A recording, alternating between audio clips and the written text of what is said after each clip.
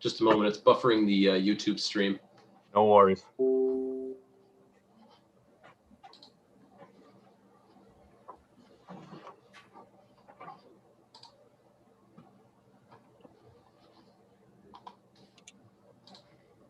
Okay, Mr. Chairman, we are now broadcasting on YouTube and the Zoom meeting is live.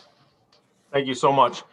Good evening, everyone. The time is 5:01 and the Warwick Finance Committee is open for business.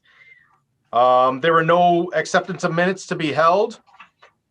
So we will go right to, we'll go right to item number 1, 2021-074, repair parts for snowplows. Hi, Christy.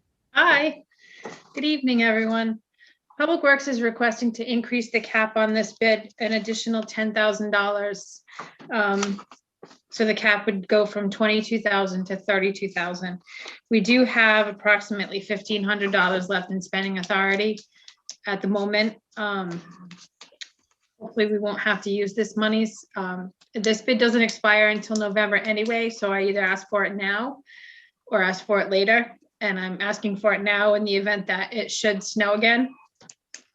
So that is my only request on the new docket. Okay, anything else, Christy, quick before we get into the questions? No. Okay. Christy, is there any equipment that needs to be repaired at this time? Not that I know of. Okay, so this is to have it in case we do get another storm and we have it on hand to repair whatever needs to be repaired? Yes, $1,500 is what we have left of spending authority. It's not going to go very far if we do have another snow event and we have breakdowns. Yep. So we wanted to be prepared rather than, we're just trying to be prepared in the event that it does. I mean, it snowed on April 1st before, so. Yeah, oh yeah. Thank you. What is the average repair, or does it depend? Like, what's the average repair once we get the shop? Once we have them, do they come to us? Or do we have to bring it to them? These are just to purchase parts. Our mechanics fix them. It really depends on what goes wrong. I mean, if the joystick goes in the truck, those are about $700. Okay. If the canister goes, there's a few $100s there. So it just depends on the repair that's necessary. Got it. Thank you very much. Are there any questions from the committee, members of the committee? Councilman Gebhardt. Not for me. Oh, okay. I'm sorry. Are there any questions from members of the council? Councilman Lattiser. Thank you, Mr. Chair. Christy, what did we spend in this line item last year? Last fiscal year, I'm not sure. Off the top of my head, I'm not sure.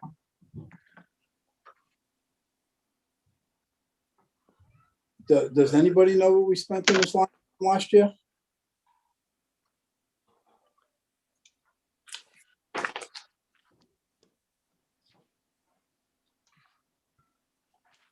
I believe Joanne sent those out to us. I'm looking at my councilman. I'm looking at my email. I don't have it, so that's why I'm asking. I thought somebody might have that answer.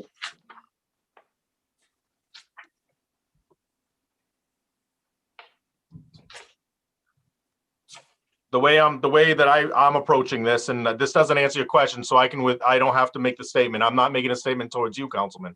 So please understand that. My thinking is that they have the 1,500 in it now, and they're being proactive. So they're asking for the future, and I'm not contradicting or questioning what you're saying. That was my approach to it, to be prepared. So we do have all the vehicles, because I know this year, from sitting in and speaking to the department heads and speaking to the administration, this year was definitely a challenge of getting the vehicles out there with the snow and getting everything done in a timely manner. So I just wanted to make sure with all the challenges that they had, that's my personal. But do I have the answer to what you said? I do not, or what you asked? No. Councilman Gebhardt. What was provided to us from earlier, is that this comes against account 65,250, which is mechanical parts, which is sort of a catch-all for lots of mechanical parts, but Christie. So if I can, I'm just jump in for a sec. I think Joanne might have the answer for you, but just as a point of reference, there's two budget codes that we use for plow parts. We use 65,258, which is plow parts, and we use 65,250. 65,258 also is where we purchase our plow blades from and our sander parts. I can tell you that to date this year, we spent $20,500.51 on just plow parts. So I think you're not going to get an accurate answer to the question if you're going just by the budget code.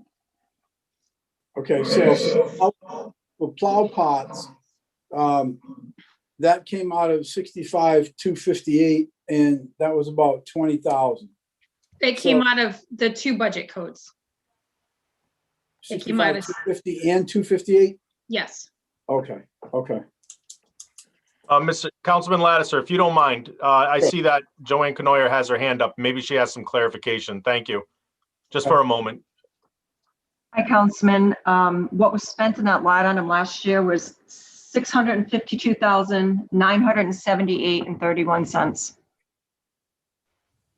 Okay, that And was that in line item 65,250? That's Yes. correct. Okay, okay.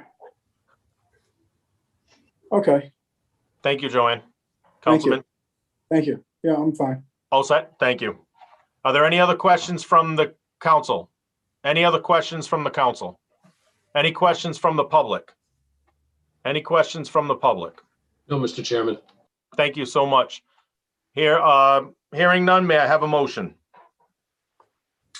Motion for favorable action. We have a motion. Do I have a second? Second. Thank you. All those in favor? Aye. Aye. Thank you. Item number 2, 2021-250, maintenance contract for laptops and tablets. This is found on page, of course, I move everything around, 7. Is that Deputy Chief, Commander? Yes, good evening, everyone. Good evening. The police department went out to bid for a maintenance contract for 9 Panasonic mobile laptop computers and 28 GTAC F110s tablets. We received 2 bids. One was from the Electronic Risk Consultants for $6,144 and CTS Services for $8,843. Based on the results, the police department has recommended that Electronic Risk Consultants be awarded the contract to provide maintenance for the above listed computers. This is a 1-year contract that will be valid through June 1st through May 31st of 2022. If approved, the purchase, the money will be allocated from the police operating budget code 30-340.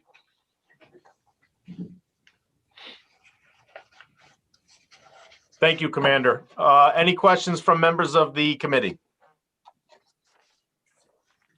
Councilman Gebhardt.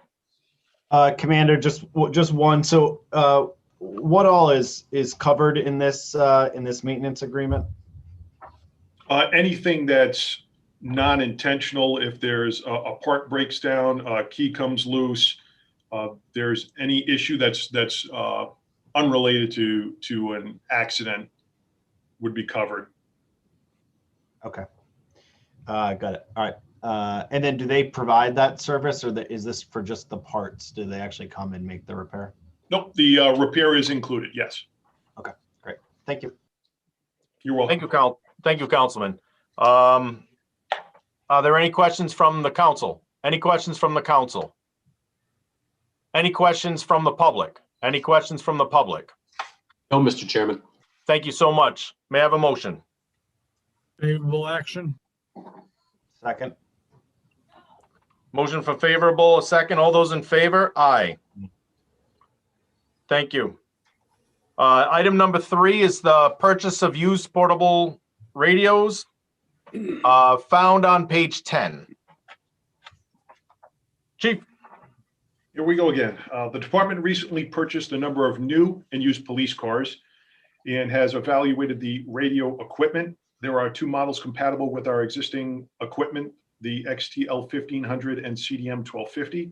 our fleet manager was able to negotiate used prices of $500 for each of the 8 radios we are requesting to purchase, which is 1/3 of their normal cost in comparison to purchasing new current equivalent radios. The 8 radios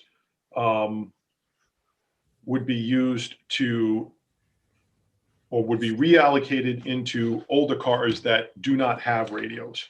If funding for this is approved, it will be taken out of the communication parts budget 30-271. The total for this is being requested is $5,050. There is no contract currently in place for this item. Thank you, Commander. So these would be used, they're used, they're going to be purchased. You're going to put them, as you said, in the older vehicles. So therefore our newer fleet has the most updated, but it's all still qualified to do the job. They're all a bit, the ability of this technology is to get the job done. That is right, Councilman. And I can expound a little bit here. We have in reserve approximately a dozen radios. Our reserve radios for police cars date back to 2002. So the used radios that we're purchasing were made in about 2010. So they're almost 10 years newer, even though they're going to be old and used to us. They are much better than the ones we would have in reserve. The 11 new cars we just purchased were purchased without radios. So we will take 11 radios from the fleet that have the better radios, put those in the new cars, and then these radios would be used to supplement the older ones without going to so many of the O2 or our reserve radio, which is very outdated. Thank you, Commander. Are there any questions from the committee? Any questions from the council? Councilman Lattiser. Thank you, Chair. Hi, Deputy. Hi, Councilman. Again, thanks for the conversation we had on this last week. And I just want to add to it. I don't know if you touched on it or not, but these radios that you're going to be purchasing, you're going to be using those primarily in detail cars, correct? That is correct. Okay. I just wanted to have everyone aware on that. Yeah, you've answered the other questions I had. Thank you, Deputy. You're welcome. All set, Councilman? I'm all set. Thank you. Now, Councilman Gebhardt, did you have or ready for what's going on? Oh, I see. Ready for a motion. You're a man of, yeah, you're a man of very small movements. So when I see the mic go off, I automatically think you have something to say. Any other questions from the council? Any other questions from the council? Any questions from the public? Any questions from the public? Not at this time, Mr. Chairman. Thank you, sir. May I have a motion? Move favorable action. Second. We have a motion for favorable. We have a second. All those in favor? Aye. Aye. Thank you very much. Thank you, Deputy. You're welcome. Item number, excuse me one second. Let me just do a little bit of housekeeping here. Item number 4, 2021-286, Celebrate Seminar and Training. Yes, I have great news. That will still be the police department reporting. The police department is seeking authorization for specialized training expenses specifically for Detective Melissa Morano to attend the Celebrate Certified Operator and Physical Analyst Seminar. Celebrate is a premier tool used by law enforcement agencies to include the FBI and others around the world to forensically analyze smartphones and tablet devices. The course is a 5-day intermediate level program designed to provide intense exposure to Celebrate UFED physical analyzer software, and all the core competencies associated with the examination of mobile devices. After successfully passing seminar exam, students will earn the Celebrate Certified Operator or CCO certification credentials and the Celebrate Certified Physical Analyst CCPA certification credentials. This training will give our detective a professional credential that will hold up in court for this high demand law enforcement investigatory function of the computer forensics unit. Cell phone and tablet examination has become a critical investigative tool for our detective division. The total cost of the training is $3,850. There is no additional cost associated with travel and lodging, as this course is within commuting distance. The police department is seeking authorization for the total not to exceed $3,850 for this training. Funding for this training, if approved, will be allocated from the police department's budget 30-302 training. Thank you, Commander. Are there any questions from the committee? Any questions from the council? Councilman Lattiser. Thank you, Chairman. This isn't so much of a question, but just on a light note, I got to share this with you guys. So for those that were on the council several years ago, we had this issue of training and lodging and, crazy costs and all that other stuff, and ended up, having to contact the Massachusetts State Police, et cetera. So I'm looking at this deputy and I'm saying, wow, this is great. There's no transportation, no overnight. And then I'm taking a look at the address and I'm saying, New Jersey, what the hell? So I do a quick map look, and this is like 207 miles each way. I said, what are these guys crazy? They're going to make these cops drive back and forth like 4 hours each way? And then I finally realized it's kind of like around the corner. So, I didn't have to call you on that, deputy. I figured that out all by myself. No problem, sir. That's it. Just wanted to share that with you. That's them. They're making sure that they save their city every dime. No, but we definitely appreciate that. Thank you, Councilman. Any other questions from the council? Any questions from the public? Any questions from the public? No, Mr. Hearing Chairman. none? Oh, I'm sorry. I apologize. Thank you. Hearing none, may I have a motion? Favorable action? Second. Motion made, seconded. All those in favor? Aye. Aye. Thank you. Item number 5. You know what, Commander? Why don't you stick around? Thank you very much. 2021-287 Law Enforcement Radar Kit. Yes, the police department is seeking authorization to spend $8,247 from insurance proceeds to purchase law enforcement radar kits. In March of 2020, one of our radar messaging boards was hit by a DUI operator and totaled. We received from the operator's insurer a check to cover the total damage of the signboard in the amount of $16,455. Signboard has not been replaced yet. Rather than the signboard, the police department would like to purchase 2 similar radar kits in the amount of $8,247. These kits are designed to capture speed measurements without displaying the information to the motoring public. The data is recorded and used to implement proper enforcement measurements based on the statistics collected. This includes times when the greatest number of offenders are present and what their speeds are. Rather than simply receiving a call for service and deploying a signboard, this equipment will allow us to measure complaints and respond accurately. This equipment is specific technology that is produced and sold only by Jamar Technologies Incorporated. A sole source letter has been provided to meet the city's requirement.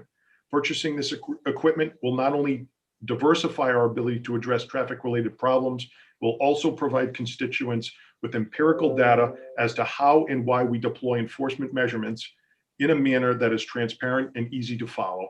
If approved, this purchase will be done through the insurance proceeds in the amount not to exceed $8,247. Thank you, Commander. Pretty much direct. Thank you. I just got to say, when I read your position paper and then I hear you say it, a DUI crashing into it just tells you, it's a wake up call. When you see something like that, you say, thank God it wasn't any human being or anything. But then again, they crashed into an inanimate object. It just baffles the mind that they would even chance it and go out, and shame on them, for going out there and putting the entire public in danger. We're Yes. just lucky it was a sign this time, but thank you. I'm sorry. I'll step off my soapbox. No problem. Are there any questions from members of the committee? Members of the committee? Members of the council? Any questions from members of the council? Council President McAllister. Thank you very much, Commander. Good to see you. Good to see you. No, I just wanted to point out, I think this is the second or third time we've had to replace these from people driving into them, crashing into them. But these are really great tools for the community. You mentioned how they track, the speed, how many cars go through. And I know I continue to always get, especially, hopefully it's going to get nicer soon. Once the springtime hits, we'll start getting the calls about people speeding in the neighborhoods and stuff like that. And I've had these sleds in the neighborhoods, and the information they provide, which you hand out to the constituents when they request, it is really great. It shows, everyone thinks that everyone's driving 60 miles an hour, and you can say, well, 200 cars went through, the average speed was this, the top speed was this, the low speed was this, what time it happened.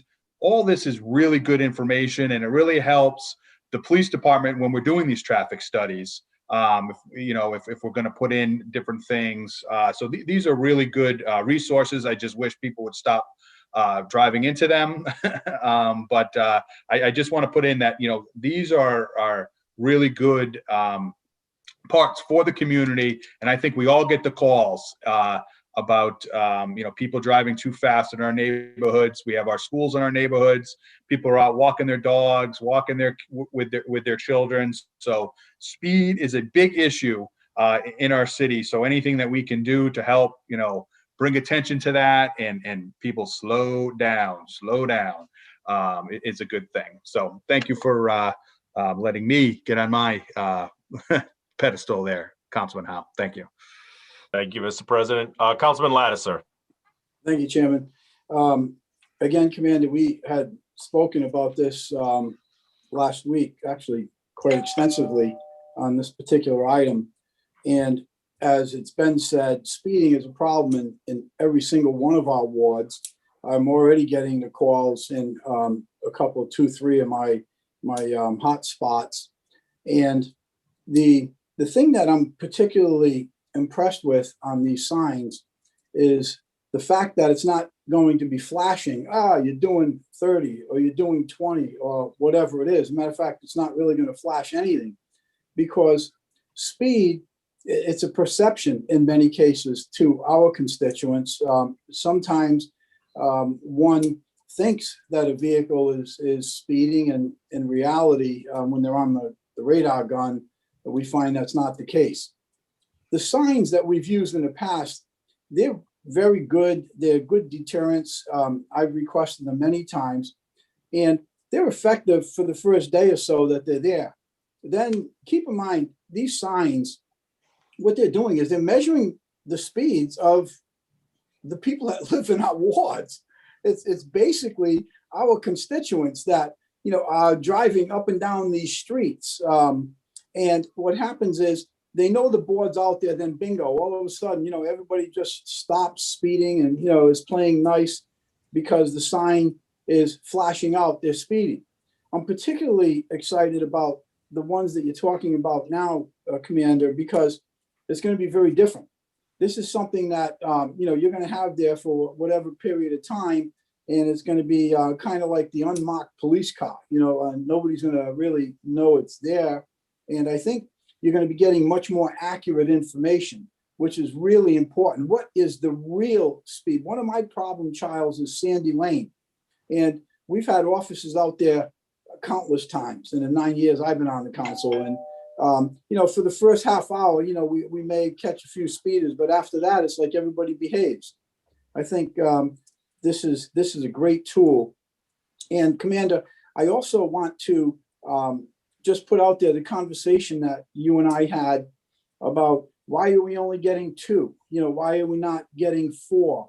Because I want to just have my colleagues on the council hear from you, if you could, as to what the rationale is and what the hope is, assuming if these 2 things work out the way we all think they would, that you want to leave it open so you can come back to the council for, perhaps that other 8K to get a couple more of these little rascals. So could you just please review that with my colleagues? Of course, Councilman, and thank you for the collaboration on this.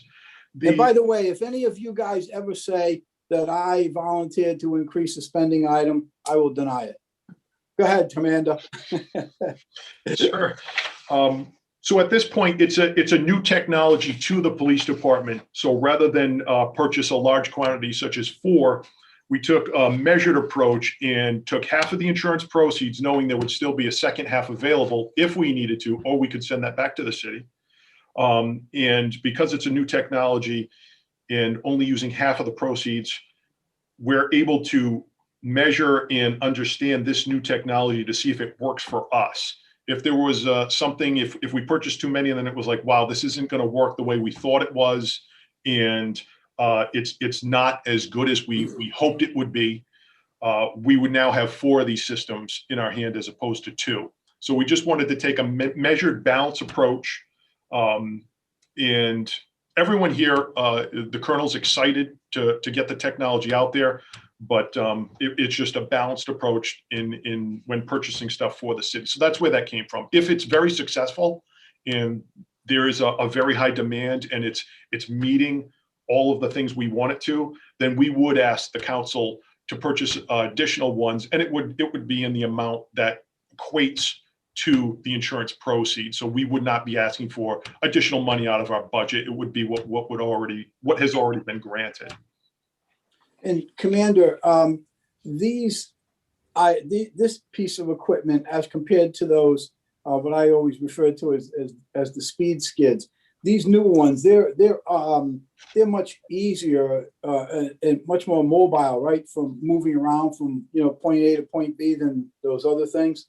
That is correct. We don't have to set them into the cement with those rubber trackers across the lanes of roadway.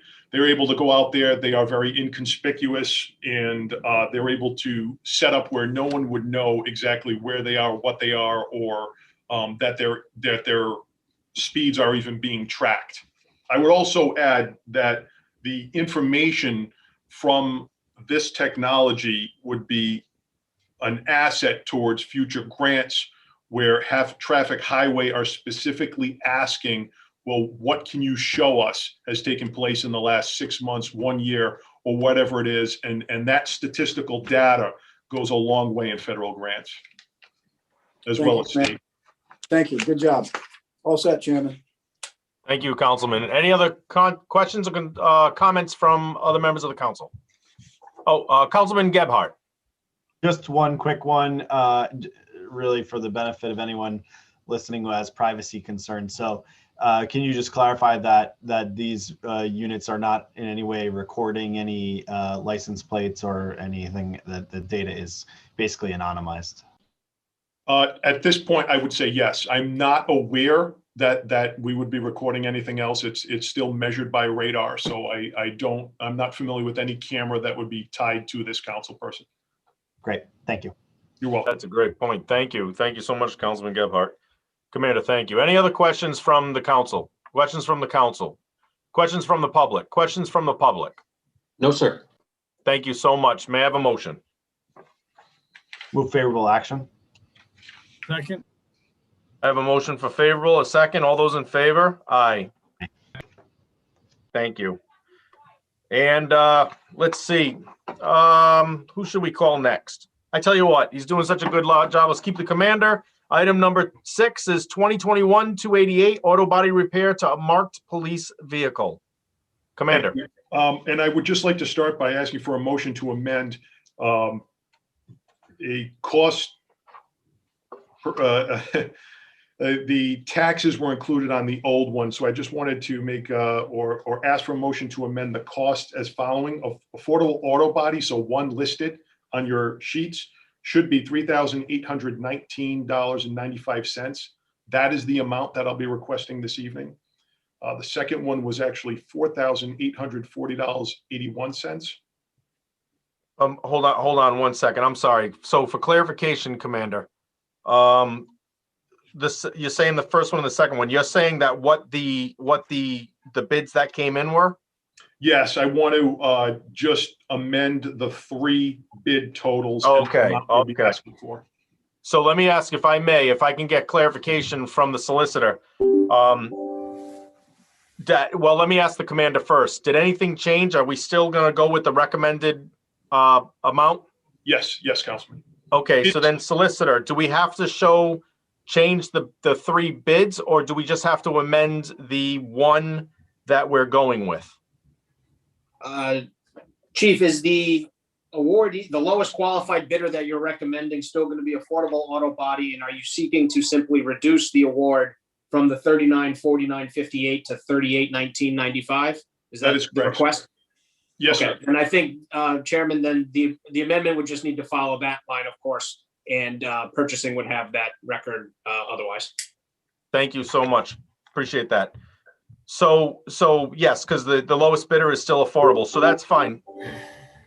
So just for the record, we will amend the bid from $3,949.58 to the new amount of $3,819.95. Are those numbers on there, Commander? That is correct, sir. Thank you so much. But it still goes to Affordable Auto. It does. And just to clarify for the record, the three totals, the only change there was the tax total was included. So even if the award was for the original amount, the city would not have paid out that. They would have just seen the $150 or the $250 come back in. And if they asked why, it would be because we had included the tax when it should not have been on there. Understood. Okay. Mr. Chairman, we'll just need a PCR on that as well. Roger that. May I have a PCR number? 4521. PCR 4521. That's correct. Thank you. Thank you. Okay, we almost made it out of this without a PCR, but you know, Commander, you were batting 1,000. I apologize. I was hoping that you were going to skip me on that one, sir, but you chose not to. The police department is seeking authorization to spend $3,819.95 from insurance proceeds in order to have marked police car P25 repaired from a car accident. Police vehicle suffered significant damage and the police vehicle received quotes from 3 repair shops listed as the original quote I gave you. Tasca Collision for $4,840.81 and Brock's Collision Center for $5,614.28. Affordable Auto Body provided the lowest quote. Affordable Auto Body is a certified for repair shop and meets all the city requirements to complete the needed repairs. Our insurance adjuster has already assessed and issued the money necessary to complete the repairs reported. The repair amount does not exceed the amount of money that has been designated by our insurance adjuster. Police Department recommends Affordable Auto Body be issued this contract to complete the repairs to marked police car P25. Thank you, Commander. Are there any other questions from the committee? Any questions from the committee? No questions. Any questions from the council? Questions from the council? Any questions from the public? Questions from the public? No, Mr. Chairman. Thank you so much. So if I may have a motion on the amendment. Motion to amend the amount being allocated to Affordable Auto Body to $3,819.95 Thank you. On PCR 45-21.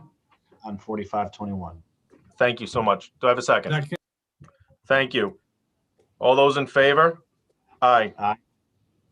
May I have a motion as amended? Move favorable action as amended. Second. Thank you. All those in favor? Aye. Aye. Thank you very much. Okay. That is the bid package. We'll move into the Finance Committee agenda. There are, let's see. Again, there are no minutes to vote on. So item number 1, a resolution relative to abatements. It was a thick one. How you doing, Neil? Very good, Mr. Chairman. How about you? I'm well. Thank you. Thank you very much. Very good.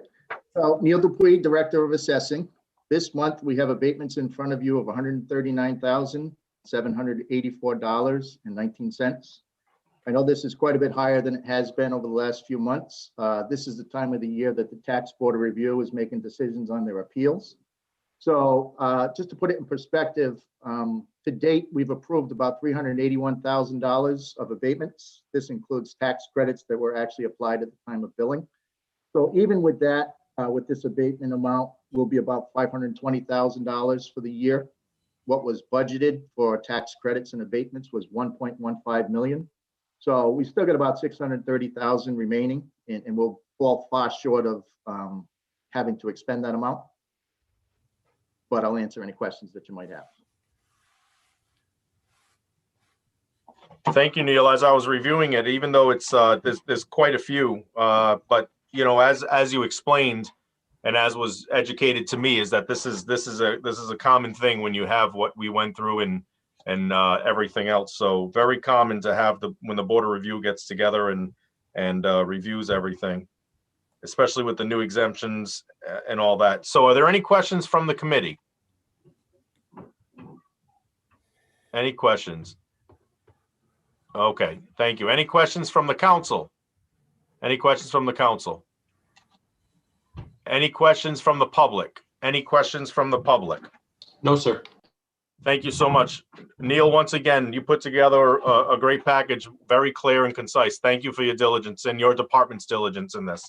You're very welcome. That's what I'm here for. Thank you. If there's no questions, may I have a motion? Favorable action. Second. I have a motion. I have a second. All those in favor? Aye. Aye. Thank you all. Thank you, Neil.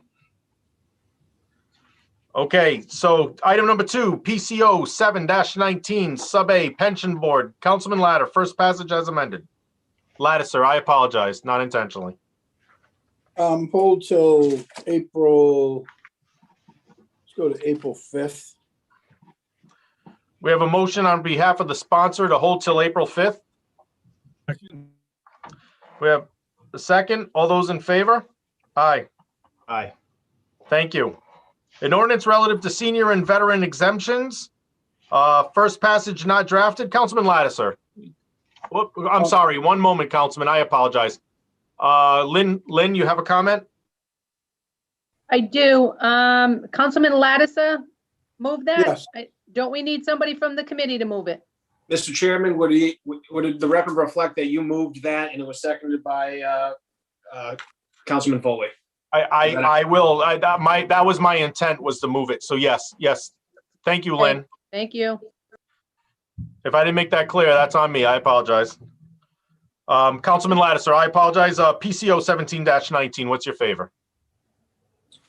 Mr. Chair, I'm going to hold that till the end of April, given the fact that Councilman Ricks is, working on his subcommittee. So I'm just kind of sitting in the wings here, waiting until that's completed before I do anything with this. Absolutely. Okay. And I know that I've been looking at stuff as far as, unfunded mandates and otherwise. So that's great. And a second meeting of April, do we have a day for that? April 19th. Thank you. I'll make the motion per request. Chairman Howe, Yes, sir. Sorry about I that. request to be added as a co-sponsor, please. Councilman Lattiser? Sure, that's fine. Thank you. Thank you. Before I make the motion, is there anyone else? I understand that it's being discussed, but.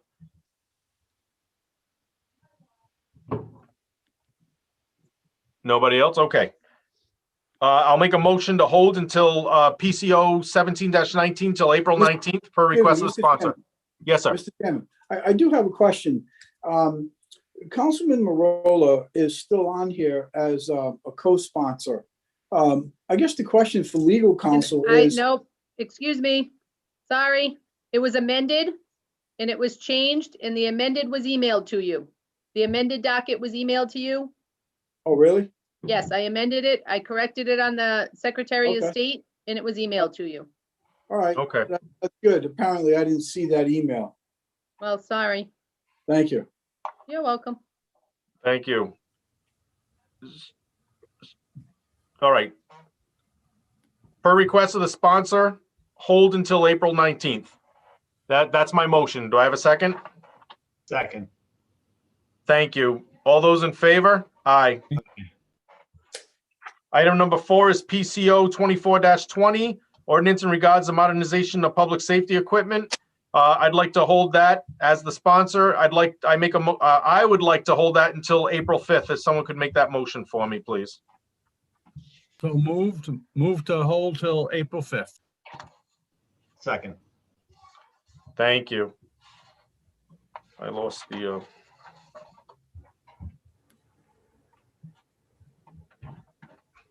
Thank you. Item number 5 is PCR 27-21, traffic street pole lighting maintenance and repair.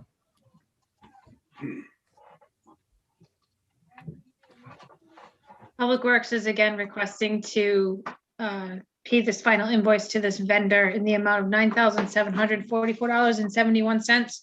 I believe the question was verifying the hours, and I submitted a certified payroll, Mhm. which I think answered the questions. They answered my questions. It was clear to me, but I'll leave it to the other members. Members of the committee. Any questions from members of the committee? Thumbs up. Okay, no questions. Any questions from members of the council? Councilman Lattiser. Thank you, Mr. Chair. Christie, you said you submitted certified records of that. Did you send the copy to me? I sent it to the chairman and the council liaison, as well as a copy of the director. Okay, as I recall, I had asked you to send me a copy of that, and I don't have anything from you on that I can find. And I've looked through my emails from you again today, and I still couldn't find anything. Had you sent them to me? I did not, I was Okay, I'm the one that requested them.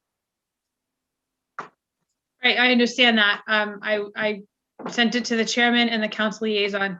I guess I maybe shouldn't have assumed that information would be disseminated to other council members, but I didn't want to violate anything as far as.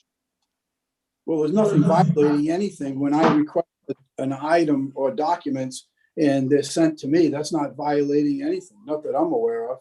Well, Councilman Lattiser, actually, if I can chime in, Christie was working on my directive. I had asked her to, and I had heard of the request, but I didn't hear that it came from you. So when I was talking to her about it, I said, well, just send it to the chairman. And so that was how that came about. So I apologize for that. So Chairman, do you have that in your hands now? So somebody can send it to me so I could take a look at it? I do. Actually, it's I read it via email. I did not print it up, but I can easily forward it to you. Not a problem. Okay, could you do that so I could take a few minutes to look at it? Absolutely. Actually, because what I'll do is I'll ask that we hold on this and we move on. Joanne, do you have that readily available to forward? I do. Thank you so much. Would you mind sending that to the members of the committee as well as Councilman Lattiser? I definitely can. Thank you so much. Thank you. Yes, sir. We'll come back to that, Chairman. Yes, absolutely. So Okay. We're going to go ahead and just put a pause button on item number 5. We're good to move on to item number 6. Is it okay to do that, Solicitor? Thank you. Thank you. Item number 6 is PCR 29-21. City of Warwick, District 6 gasoline, low sulfur diesel fuel, and ultra low sulfur diesel fuel. I will say very simply, there was these 3 items. The next 3 items I requested to hold because there was a little confusion on my behalf concerning the Munis report on the ins and outs. And Chrissy was kind enough to go ahead and send me the record of it. And Christy, I'm going to ask if you wouldn't mind just explaining real quick what that basically what conspired here. Sure. First off, Public Works would like to award the purchase of fuel to Dennis K. Burke and Roberts Energy. Dennis K. Burke will provide the unleaded. Roberts Energy would provide the diesel. The question about the last fiscal year, it looks like there was $1.4 million transferred out of 65,220. Yes. What happened is at the beginning of the fiscal year, we had 2 budget codes. One was to be for unleaded, one was for diesel, but the diesel one was never funded from the onset. So in February, I received an email from the finance department to please transfer the expenses and whatever remaining funds we needed for the year for the diesel account. when the money was transferred, it was transferred incorrectly. So it was transferred in and then it was transferred out and then it was transferred back in. And so essentially what happened is we had $850,000 budgeted in 65,220. We moved $600,000 to 65,221 for the purchase of diesel fuel. And that's, even though on paper it looks funny, it's not, it was just a mistake. Mhm. And I know that when you were doing the research, you actually double checked with the purchasing to ensure that everything, and they said, no, what it was is a mistake. It went to one, then we leveled it off to all the other accounts, correct? Right. And then, of course, that's verified by the numbers we saw. So yeah, when we saw the 1.4 million, we said, well, wait a minute. And then we see go in another account. And then believe it was 850,000 was deducted from that account and put into it. We were a little baffled by that, but the explanation was very clear. And I appreciate you and the department taking the time, because at first I requested it from the finance, and then of course you were part of it trying to help us figure it out. So I can't thank you enough, but we're all clear now as far as the munis goes. That was addressed. Yes. So now I have no questions. I want to thank also the administration for giving us the time and the open government to address this and to look into it and working with us to clarify it. So with that said, for item number 6, are there any questions from the committee? Are there any questions from the council? Councilman Lattiser. Thank you, Chairman. So, Christie, I'm just going to go through this again. On fiscal year 2020, there was a transfer in. The initial budget in fiscal year 2020 was $850,000. There was a transfer in, and I didn't hear anything about that a minute ago. There was a transfer in of $885,117, right? Christie? There's probably a couple things to that. No, I just hold on from that. There was a transfer in of $855,117.35. So my question is, where did that $855,117 come from? Well, it was the $850 that was originally transferred. Well, first of all, there was probably an encumbrance that was carried forward of 5,000. I forget the exact number, whatever you just said, 5,000 some odd dollars. It was probably still an encumbrance on a PO that was open from the previous fiscal year, and it probably carried forward. So we probably ended up either canceling that or paying a final invoice or something. Without having it in front of me, I can't tell you for sure, but it makes sense that the $850,000 was, if you look at the if you go into the account detail, you can see that it was all done on the same day. It was done February 6th of 2020. They transferred the money in. It was not the right amount. They transferred the money back out and then transferred more money in. So there's nothing nefarious. It was just an error when the numbers were entered and had to be fixed. It didn't, it's not something that we in Public Works do, but working together with the other department, it got straightened out. Okay. Still, I'll go through these numbers again because it's still not clear. So fiscal year 2020 started out with a budget. It says original budget, $850,000. That was the original budget. In fiscal year ending 2019, there was still $80,831 remaining out of the revised budget of $889,000 roughly. So there was still $80,000 left in 2019 when the day was done. Fiscal year 2020, it had the original budget of $850,000. There was transferred in in addition to the 850,000, it was transferred in $855,117 was transferred into 65,220. Then giving it roughly about $1.7 million. Then transferred out was $1,450,000, leaving you with a revised budget of $255,000. And at the end of fiscal year 2020, you had a remainder of $61,715.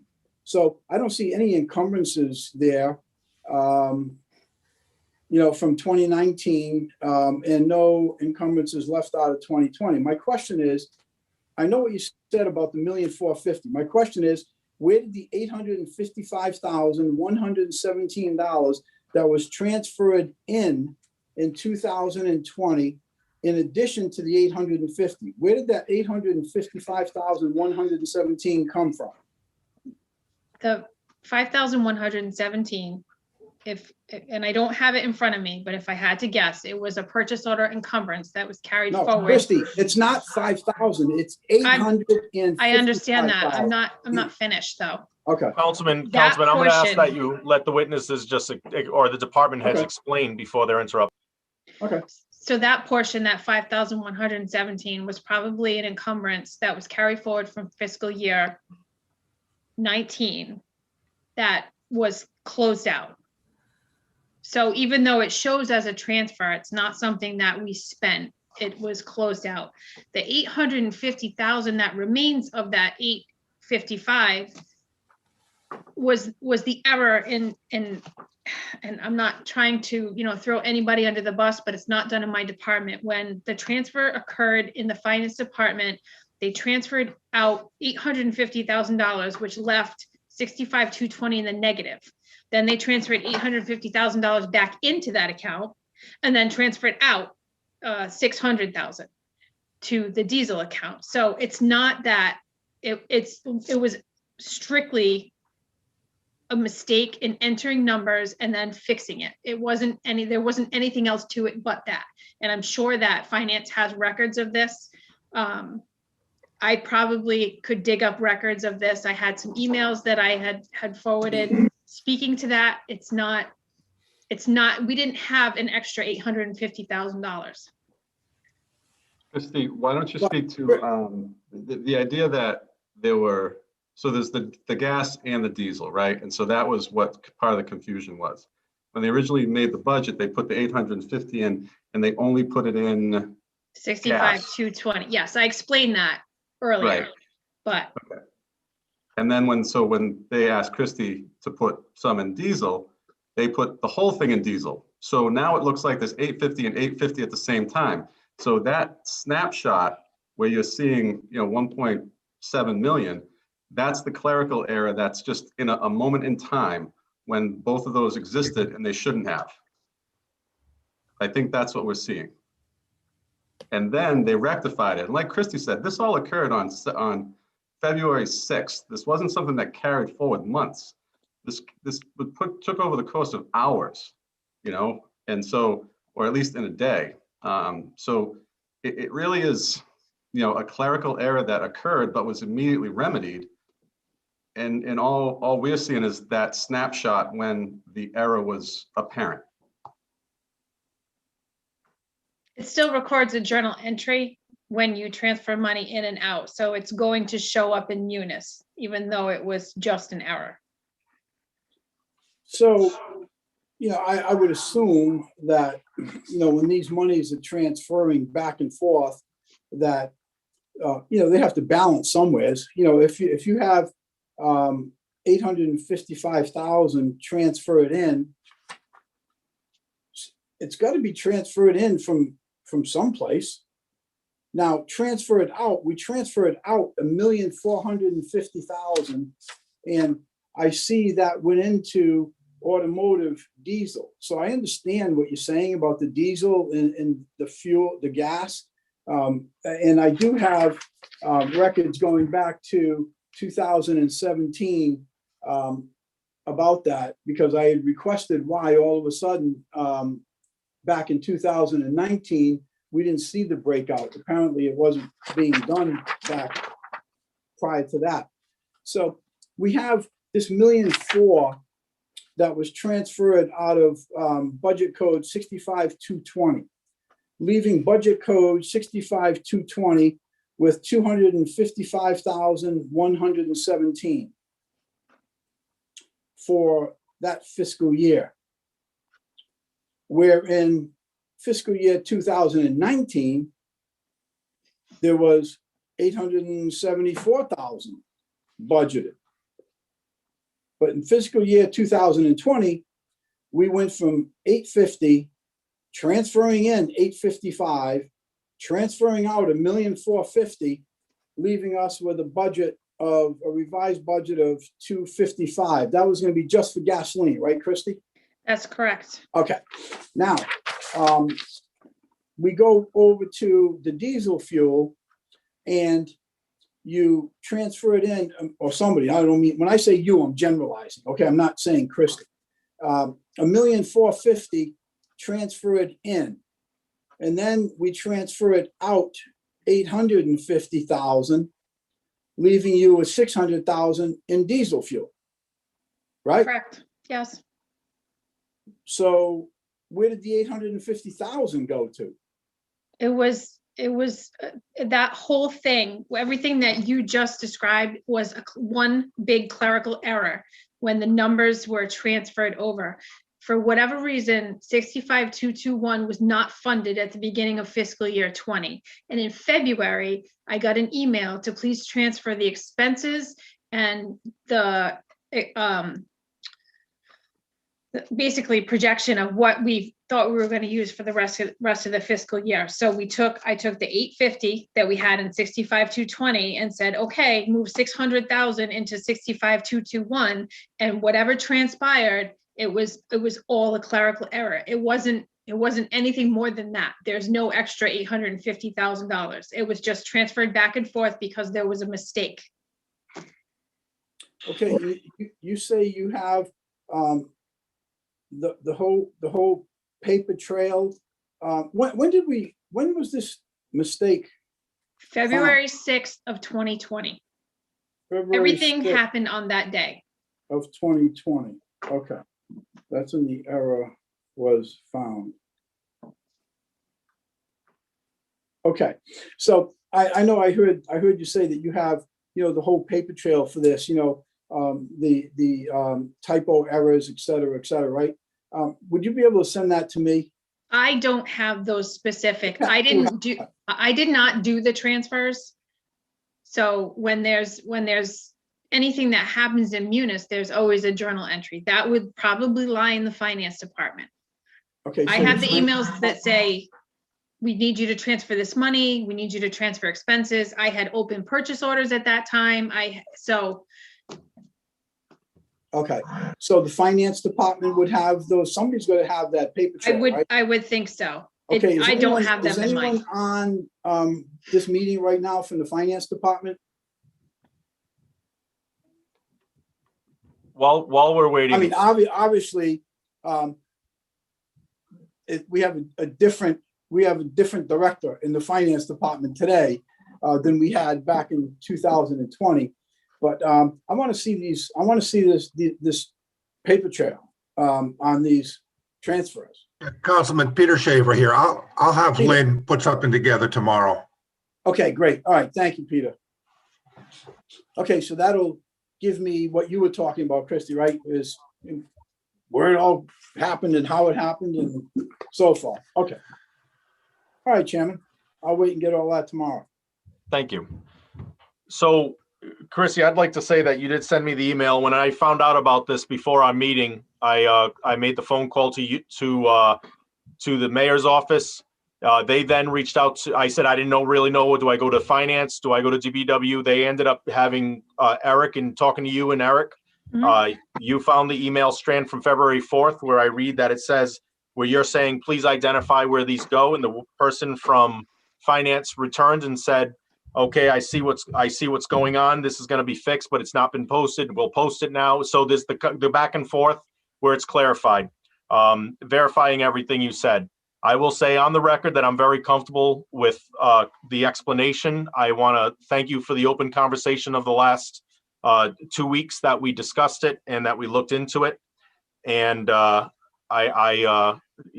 comfortable, and I plan on moving forward with favorable action on this. Thank you. Were there any other questions from the council? Any other questions from the council?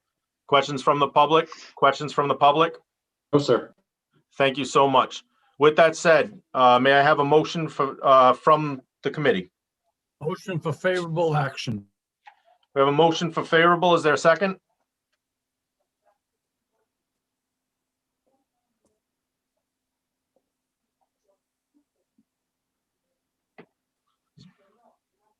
Vinny, you're talking. I can't hear you though, Councilman. I didn't say anything. Oh, I'm sorry. I'll second that. All those in favor? Aye. Councilman? No, I'd like to see the councilman get his questions answered. Understood. So is that a no? That's a no. Yep. Thank you. Moving on to item number 7, PCR 30-21. City of Warwick, District 6 gasoline, low sulfur diesel fuel, and ultra low sulfur diesel fuel. Same as the prior. Chrissy? Or Chief, I apologize, Chief. This is going to be me. This is the same bid that Chrissy just presented. This is the fire side of it. 5 of the 7 vendors submitted bids for ultra low sulfur diesel for the fire department. Fire department has recommended Roberts Energy. They submitted a price of 18 cents over the daily unbranded low rack rate. This is a bid that expires on 4/9/21. We're looking for a 1-year bid in an amount not to exceed $160,000. Thank you. Same as before, everything was clarified by the last 2 weeks of speaking with the administration as well as the departments and getting the clarification. I'm comfortable with it. Are there any questions from the committee? Yes, Councilman Foley. My turn to get on the soapbox. Off topic here for a second. I took part in the vaccination clinic today. I volunteered there. I want to compliment the entire staff. That thing was smooth as ice. Thank you very much, Assistant Chief. You did a great job. No questions on this PC. Thank you, Councilman. Questions from the committee? Questions from the council? Councilman Lattiser. Yes, Chairman. I just want to make myself clear. Perhaps I wasn't clear on the last one. I'm not taking the position that I'm going to be voting no on this year's fuel budgets. I'm questioning what happened in 2020 on those numbers. So I just want to be clear on that. Peter has said that he will get me the information I'm looking for, and that works for me. I also understand that we need to do business in real time.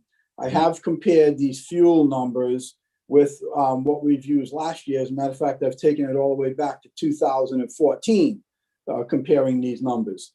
And the fire department has a slight increase, I believe, in their fuel budget. The deputy chief had given me the reasoning for that, and that makes sense to me. So I don't have a problem with these numbers. Okay, I just want to make that clear for everyone. Understood, Councilman. Thank you so much. Are there any other questions from the council? Any other questions from the council? Are there any questions from the public? Questions from the public? No, Mr. Chairman. Thank you. May I have a motion? Move favorable. Second. We have a move for favorable. Second. All those in favor? Aye. Aye. Thank you. Item number 8, PCR 31-21. City of Warwick, District 6, gasoline, low sulfur diesel fuel, and ultra low sulfur diesel fuel. Commander. Good evening. Good evening. The Warwick Police Department has reviewed the 7 bids that it has received on the gasoline that we use on our side of the house. Per the recommended octane requirements for our police vehicles as established by the Ford Motor Vehicle Company.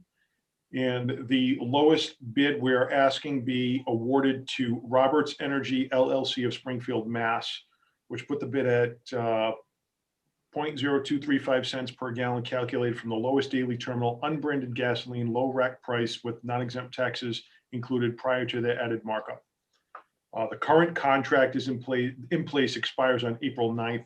Funding for purchase under this bid would be allocated from the department's current operating budget code 30-220 gasoline. The department requests authorization to expend funds not to exceed $320,000 during the term of the contract for 1 year, April 10th through April 9th of 2022. Thank you, Commander. Pretty direct. Any questions from the committee? Any questions from the council? Questions from the council? Any questions from the public? Questions from the public? No, sir. May I have a motion? Move favorable. Second. May I have a motion for favorable? A second. All those in favor? Aye. Aye. Thank you. We're going to go back to item number 5. Councilman, did you have a chance to review that, or would you like a minute? No, give me a minute. You guys have been keeping me busy over here with this fuel stuff. You get me? No problem at all. We won't adjourn. I'll just give you that minute to review it.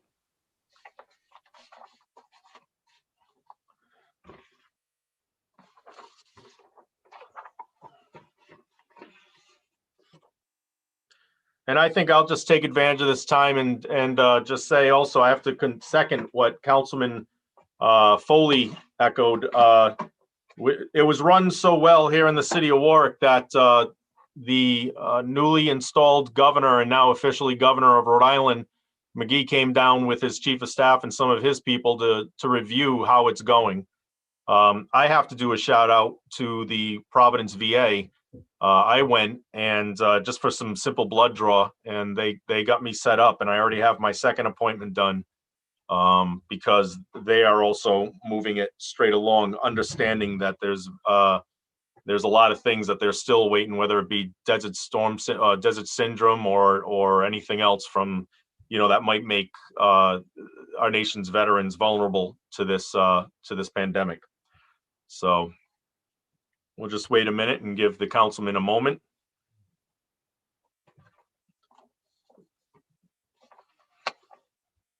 And just, Christy, are you available by chance? I'm sorry, I didn't mean to. If you're available by chance, the traffic sweep, this was to refresh our memory, this was for overall repair, but also one specific where please refresh our memory. The invoice, sorry, yep. The invoice that we're requesting to pay is from a repair at Jefferson and I think Kilbert or Coronado. That's right. Jefferson and Coronado and Kilbert. The traffic light was malfunctioning. It may have been struck by lightning. Not entirely sure. However, regardless, because of the location, it's very busy. With any street light, we try to get it fixed as quickly as possible. This was the last invoice that we had that closed out the bid that expired October 24th of 2020. There was a lag in well, I should say me getting the invoices to pay and keeping track of the cap. So there were a couple others I was able to take care of. This is the last outstanding for that bid that's already closed. Roger. Thank you. While the councilman is reviewing, are there any questions, follow-up questions from the committee on this? Oh, I think I lost one of oh, there we go. Councilman Foley, I apologize. I didn't notice that you were not here. Any questions from the committee on this? No? Thank you. Councilman Lattiser, did you have a moment? Yeah, I do, Mr. Chair, but the way this is coming through, it's not really visible. Maybe Christy can answer the question. Christy, my question on this one was for documentation of the overtime based upon what the position is in their work description. I don't see the description of the overtime. My question was, how did we end up with 2 hours of time and a half and 5 hours of double time? So I know it's a little bit small, but if you look at, so it goes it goes up from the bottom. So at the top, if you look at Tuesday, the 14th, there's 4 hours of double time. That was the after hours when the light went down. On Wednesday, the 15th, it was 4 hours of straight time, 2 hours of time and a half, and 1 hour of double time. And this is their certified payroll. Could you just repeat that again, please, on Wednesday? Wednesday was 4 hours straight, 2 hours time and a half, and Okay. 1 hour of double time, which gives us the 5 hours of double time, 2 hours of overtime, and 4 hours of straight time. Right. So that, it doesn't tell me anything different than what this invoice tells me. It doesn't tell me what were the times. Did they tell us, like, we worked from 9 o'clock at night on Wednesday the 15th to 11 o'clock at night? This just says, this tells you is what So this says. if you look at the invoice, it says emergency call on 7/14/20 at 6:30 p.m. I got that. Yep. I So see that was the double time on the 14th. That was the 4 hours. Correct. Okay. And then they returned the following day. I mean, it was 7 hours. They probably came in at I don't know, 11 maybe to 3. But they had to get the says got new controllers midday and installed on 7/15. So they showed up midday. They got the light up and running on overtime and yes, double time. Okay, and the transaction date, so this work was done in July 14th of 2020. Correct. They don't send us the invoice until December 9th of 2020, right? Well, I can't really speak to, actually, the invoice is dated, it says due date 11/8. The problem is that they were being sent to the former supervisor of building maintenance. And he didn't forward them to me for whatever reason. I don't know if he, just forgot, it got overlooked. I can't speak to that, but what I can speak to is that we've had not issues, but I reached out to this vendor and said, hey, I'd like to reconcile whatever we have, whatever we might owe you. And they sent me the invoices. This is the only one that I couldn't pay under the bid that expired on October 24th, 2020. And the contract expired on October 24th. Correct. But I can't process invoices if I don't know they exist. So I understand that. I understand that. So, Mr. Chairman, what I see here is, I see overtime that, I mean, yeah, you tell me what the overtime is, but it's not documented. Like we work from this hour to this hour. It's not documented. The service was provided to us on July 14th. They don't invoice us until December 9th, which, okay, shame on them, just some poor bookkeeping practices, or, perhaps it was an error on their part, or, well, let's just blame COVID because that's what we do.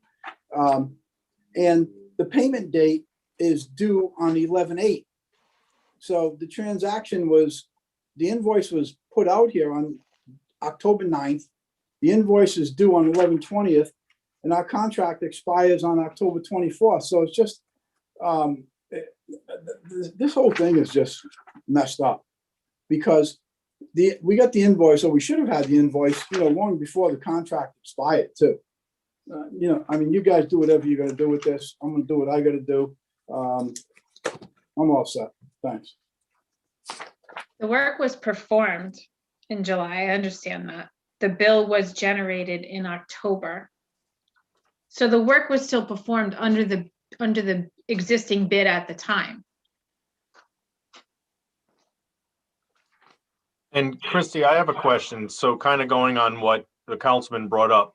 is it with our contract that we did when does it identify that, like, you know, where the overtime, so if they get a phone call out of the work hours, it falls under the overtime? Does that fall within the contract that they're bidding on?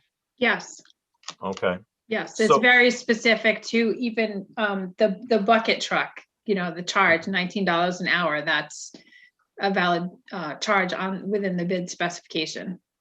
Okay, so you're saying in your position from doing this invoice meets all the specifications, and I'm not questioning I'm not saying with the councilman, I'm asking now because he brought up some valid points.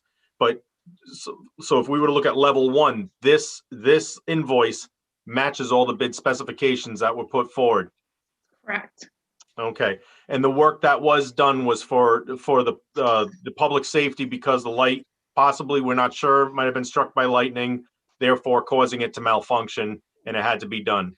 Yes, So I'm sorry, go ahead. the controller box had to be replaced. Right. So, which is kind of a big deal. Mm-hmm. And Mr. Councilman, please, Councilman. I'm not questioning the reason. I'm not questioning why something had to be done for the urgency, for public safety. I already know all that stuff. I know all that.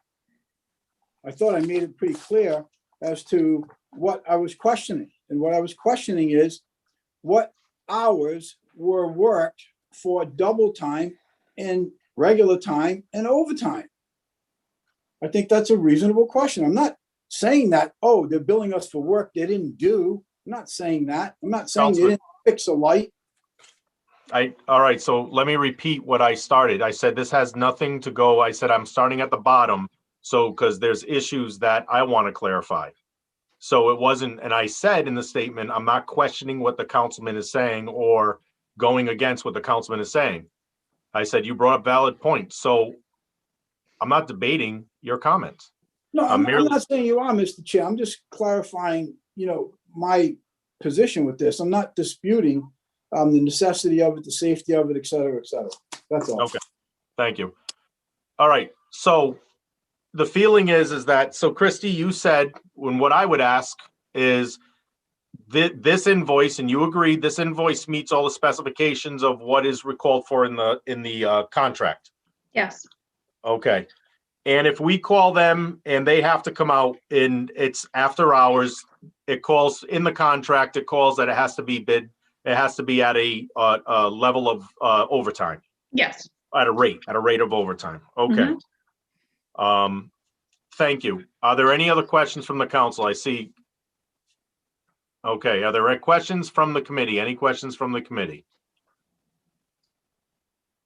I meant to say the council. I apologize. Any questions from the council? Any further questions from the council?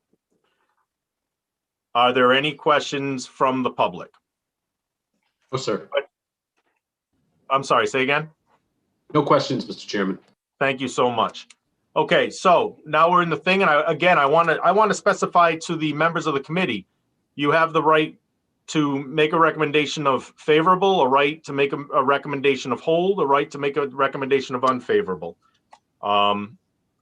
Again, I think the councilman asked some valid questions. On the other hand, when I requested this, and I know that he brought up the valid points, and then it was forwarded to me, and I reviewed it.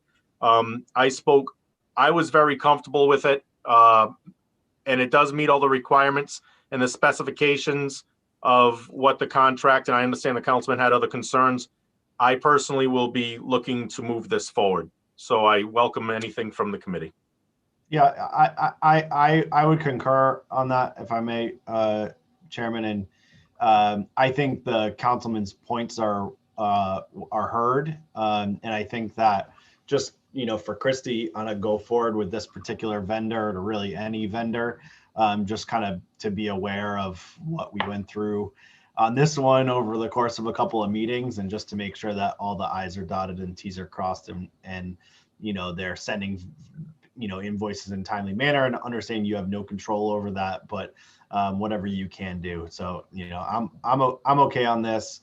I don't want to beat the dead horse here, and I would move favorable action on this. We have a motion for favorable. Is there a second? Second. Thank you all. We have a motion. We have a second. All in favor? Aye. Thank you. Thank you all very much. Let's see, I'm just going to verify. I think we are all set. The time is now 6:20 and the Finance Committee is closed. Next up, we have the Health, Education, Welfare Committee. This is Chairman Howe, Councilman McElroy, Councilman Sinapi. And it's in order to proceed.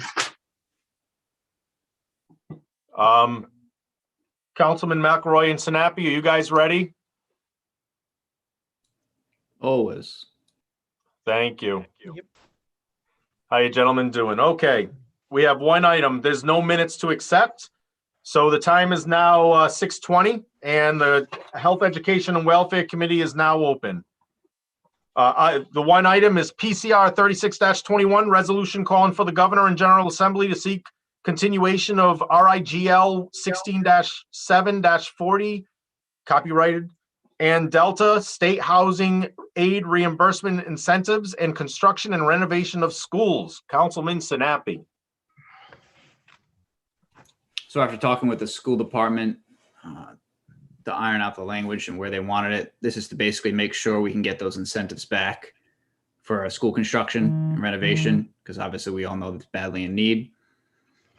And to be honest, the only reason we weren't able to get it done already was the pandemic kind of took our legs out from under us, because as everyone well aware, we were going forward with the high school consultant and he was getting ready to make his final presentation right as the pandemic hit and pretty much put a block on everything. The goal of this is to basically bring it back. I do have to make an amendment though, as the school department got back to me because I noticed an oddity. But while I search for that piece of paper, feel free if anyone has any questions or comments to pipe up. And could you, if you don't mind, Councilman, when you find that, if you could just kind of clarify for the public what it is we're trying to get back. And I understand like incentives for construction and renovation, but which particular incentives we're looking for. So we were looking at up as high as 50%, sometimes more regarding incentives. And we're talking projects that could be over $100 million. So 50% is not a small amount of money. Mm-hmm. And unfortunately, whether we like it or not, we need new school buildings, for instance, the high school, or we need heavy renovations to the point where it almost might as well be new. So if we get, the more we can get off the taxpayers' backs, the better. And there's really no reason why we shouldn't be able to get this extended, given that the whole program's purpose was for exactly this. And I think Ride and the governor is well aware that a lot of people weren't able to go forward because of the pandemic. I mean, fair is fair. Mm-hmm. I don't see any reason why they wouldn't unless they didn't have a choice. And I'm hopeful that they'll be understanding. Understood.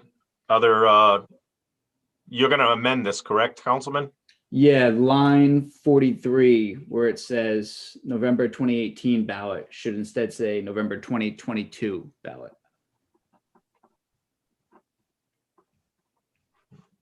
Is that your only amendment?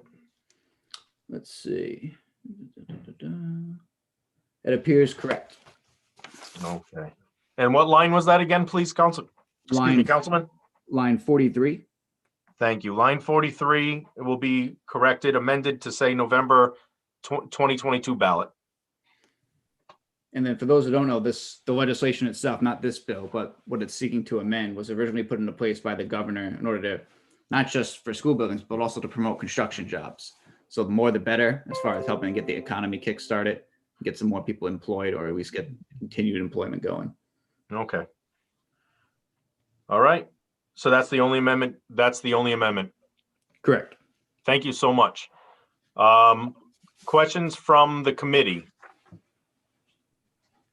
Councilman McElroy, you all set? All set. Thank you, sir. I know Councilman Sinapi's all set. Are there any questions from the council? Questions from the council? Councilman Lattiser. You're muted, sir. Thank you.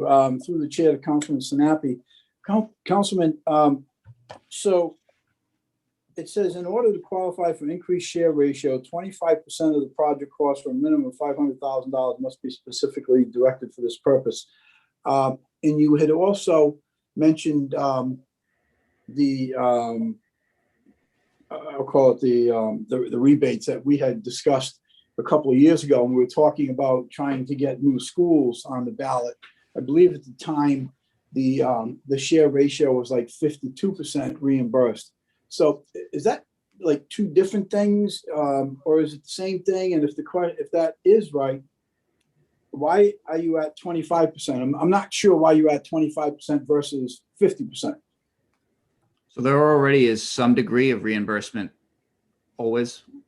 At least, well, I say always. There currently still is a degree of reimbursement. I can't tell you for sure if that's like in perpetuity, but as far as the school department's concerned, there already is a degree of reimbursement. The goal is to basically get pumped right back up as high as we can go. I can't tell you for certainty whether or not this will bring us to exactly 50% as hoped or higher, because I know some communities can even get higher. But this is what the school department said explicitly what they were looking for based on the amendment. And if it turns out we can do more on top of that with another bill, I'll happily do it. But at a minimum, I'd like to get this one done. And then if we want to amend a different bill to increase it, if it turns out that that's the case, then I'll gladly do that as well. Okay, fair enough. Thanks. I'm all set, Mr. Chair. Thank you, Councilman. Any other questions from the council? Questions from the council? Are there any questions from the public? Questions from the public? Yes, Mr. Chairman, we do have I'm sorry, we did have a hand raised. That hand is not raised anymore. Okay, thank you. Questions from the public? Seeing none? Correct? May I have a motion on PCR 36-21? I'd move favorable action.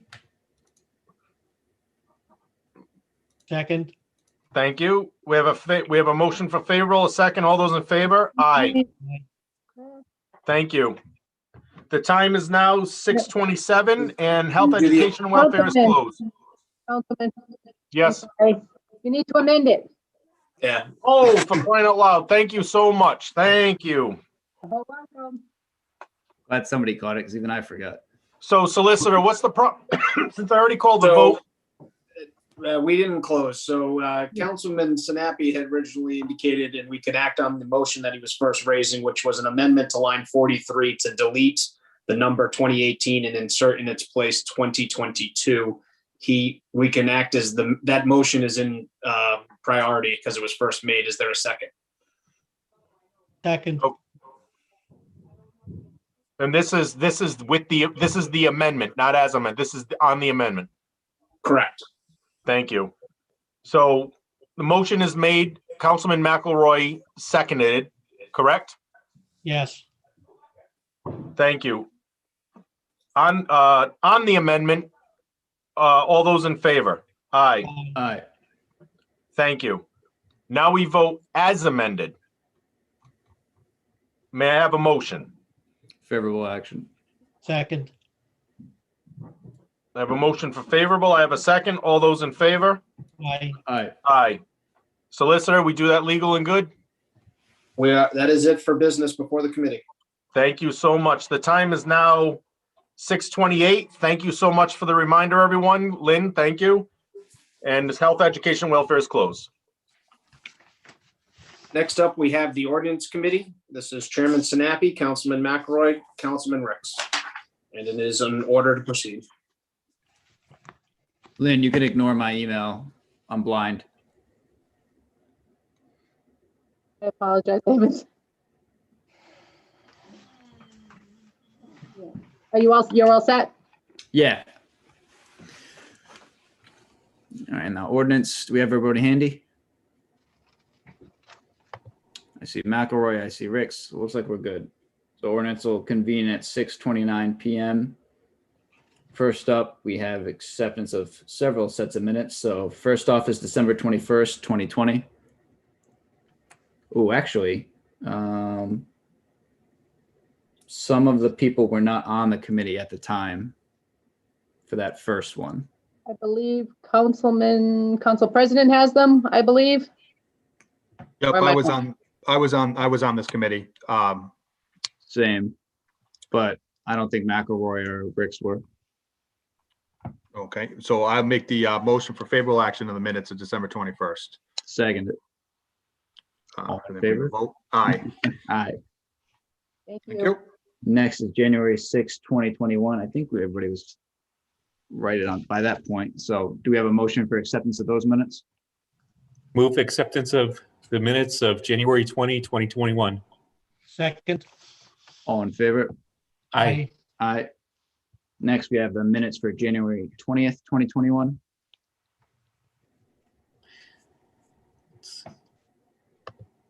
Move acceptance. Second. All in favor? Aye. Aye. And next, we have February 1st, 2021 minutes. Move acceptance. Second. All in favor? Aye. Aye. Aye.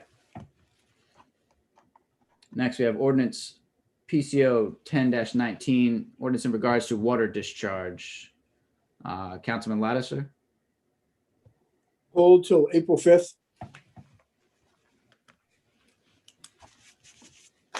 okay, request of the sponsor to hold till April 5th. Do we have a motion? Move hold to April 5th. Second.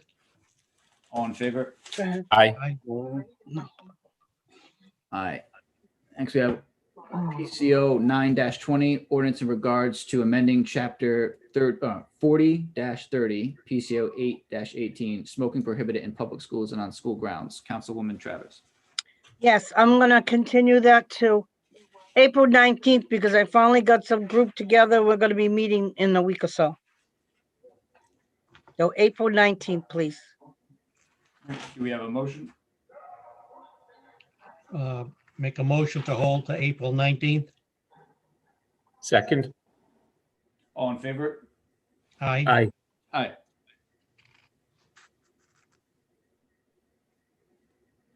Sorry, I just want to make sure my notes were accurate. PCO 23-20, ordinance in regards to omnibus reforms, updates, and amendments to Chapter 4 of the Warwick Code of Ordinances entitled Animals and Fowl. That's myself and Councilman Ricks. I was thinking April 5th at the soonest. Councilman Ricks, what do you think? My thinking is that if we were to have the resolution on the discussion of the recommendations on April 5th, then the earliest we should be hearing the ordinance itself would be April 19th. That makes sense to me. Move hold to April 19th. Second. All in favor? Aye. Aye. Aye. Next, we have PCO 3-21, an ordinance in regards to ensuring shopping carts remain on their originating property.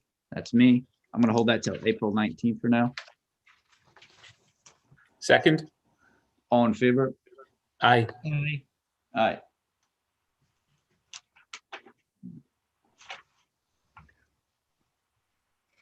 PCO 4-21, ordinance in regards to amending the process requirements as they apply to individual claims. It's Councilman Lattiser. Hold April 5th. Also, I thought I was on this one too. Am I wrong? I might be wrong. You can be if you want to be. I would love that. And then April 5th. Do we have a motion? Move to hold to April 5th. Second. All in favor? Aye.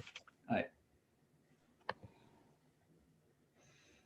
Next is PCO 5-21, ordinance in regards to the authority of council regarding the addition, removal, or significant alteration of streetlights. I'm gonna hold this till April 19th for now.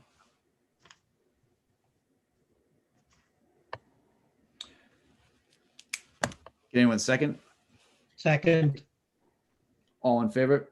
Aye. Aye. Next, we have PCR 39-21, a resolution extending a commission to examine possible means of tax relief for Warwick property owners through tax exemptions and altering composition of the membership of the same commission. Councilman Ricks. I thought that this was in fact drafted. Anyways, let's hold to March 22nd. Sounds like a Second. motion. All right, there we go. All in favor? Aye. Aye. Aye. And then next is a resolution in regards to establishing a charter commission, PCR 41-21, Councilman Lattiser. April 5th, Could I be added to that? absolutely. I'll also join as a co-sponsor. Same if possible. Absolutely. Same. Sure. I'm writing, so that's all fine. I requested the sponsor for April 5th. Do we have a motion? Move to hold to April 5th. Second. All in favor? Aye. Aye.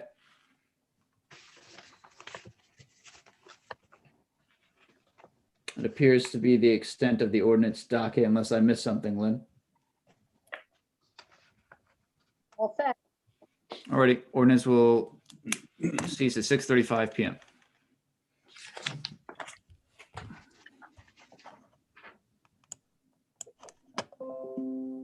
Next, this evening, we have the Intergovernmental Committee.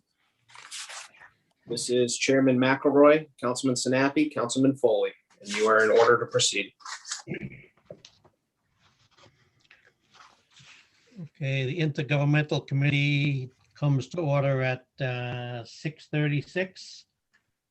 The first order of business is PCR 40-20, a resolution in regards to amending the city council rules. Councilman Sinapi, So this should finally be all set by March 22nd. So if I'd like to make a motion to hold it till then.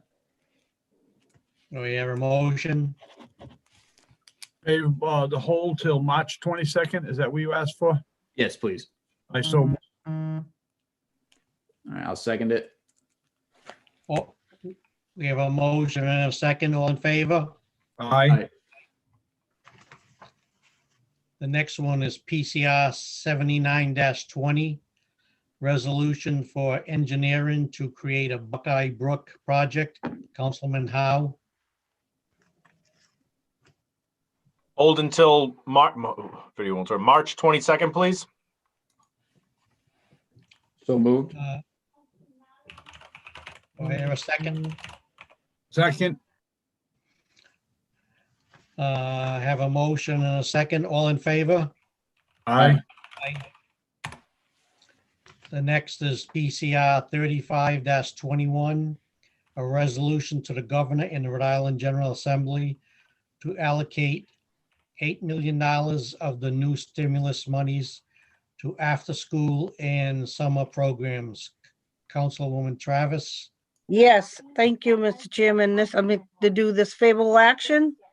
And this is about the money that we're hoping to get for the after-school programs because of the COVID. So many things were stopped and people were put out of work and kids couldn't have no place to go. So if you notice, maybe a lot of us have been receiving, other cities and towns are doing the same thing. They're sending them to the governor and the General Assembly. So I'd like to see that we get ours in there as soon as possible. So I'd like favorable action.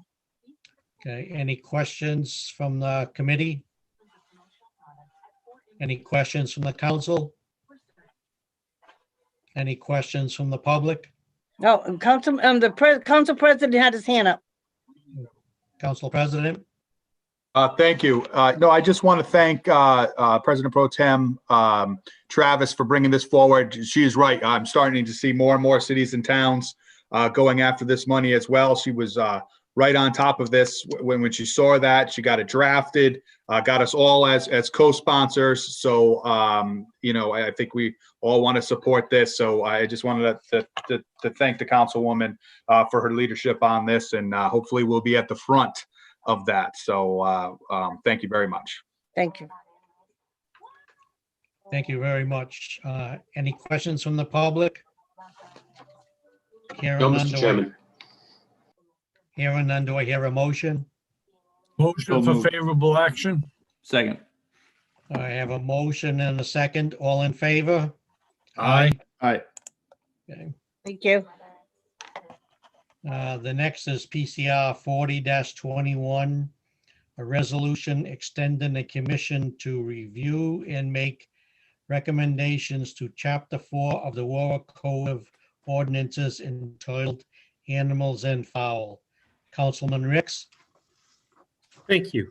This is really a housekeeping matter where in order for the commission to meet one last time to review its final recommendations, we'd like to have one more meeting. So I would request favorable action.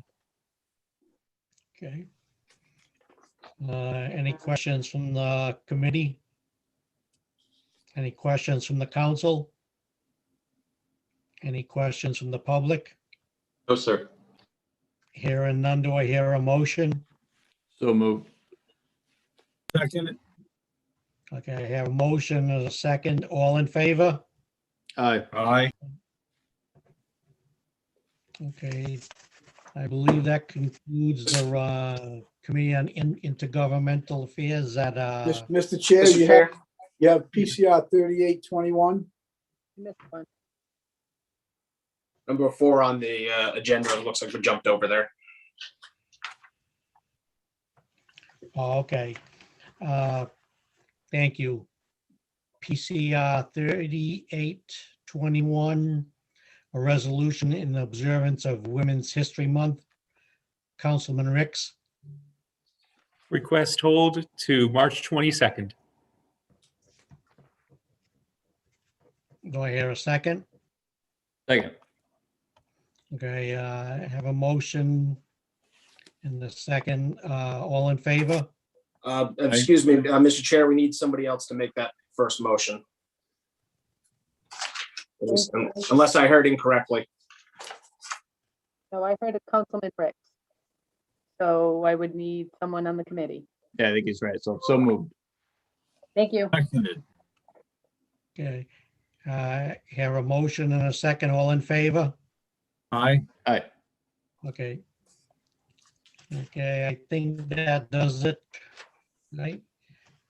Intergovernmental Committee ends at 6:42.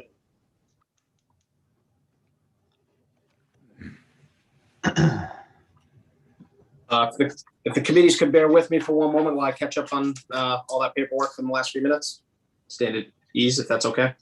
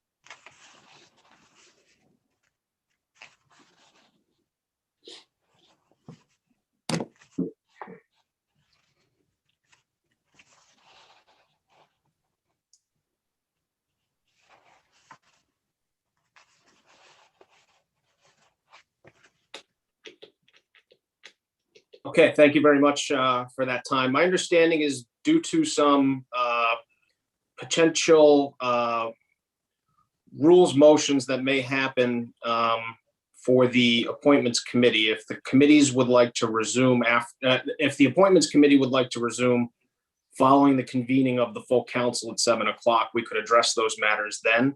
If that's the pleasure, the Public Properties Committee is in order to meet at this time. And so we could continue on that front if that's the council's pleasure. We can do either. I don't know that those procedural matters will impact the business that we'll get to before the meeting starts. Okay, with that said, the Appointments Committee is next on our agenda. This is Chairman Gephardt, Councilman Ricks, Councilman Sinapi, and it's in order to proceed. Okay, thanks everyone. First up would be minutes. There are none. And then I'll just preamble this for a minute by saying it was a pleasure this week to review the many resumes and bios of the folks who are up for appointment in this week's meeting. I felt an incredible sense of pride seeing citizens from the city, their impressive backgrounds and their skill sets, and being willing to step forward and get involved. It's really, really great for all of us. So I think I speak on behalf of of my colleagues in saying thank you for being willing to step up. We have a large agenda for appointments this evening. There are 29 before us that are requiring some recommendation. And while I would love to for everyone to be able to take the opportunity to sing the praises of the folks in front of us, I don't know that we're going to have the time. So, I mean, I'm not going to tell anyone not to speak, but if we can try to keep the commentary limited to any questions or reservations that anyone may have, I think that will be how we get through these in a timely manner. But by all means, if you feel compelled to say something, feel free. So we're gonna work through the new appointees first. So the first thing we'll do is make a motion to reorder the agenda. We have some folks on the call, so I just want to make efficient use of their time and not have them here for hours. So I'll read the name of the appointee. I'll give members of the committee, the council, and the public the opportunity to raise questions or concerns.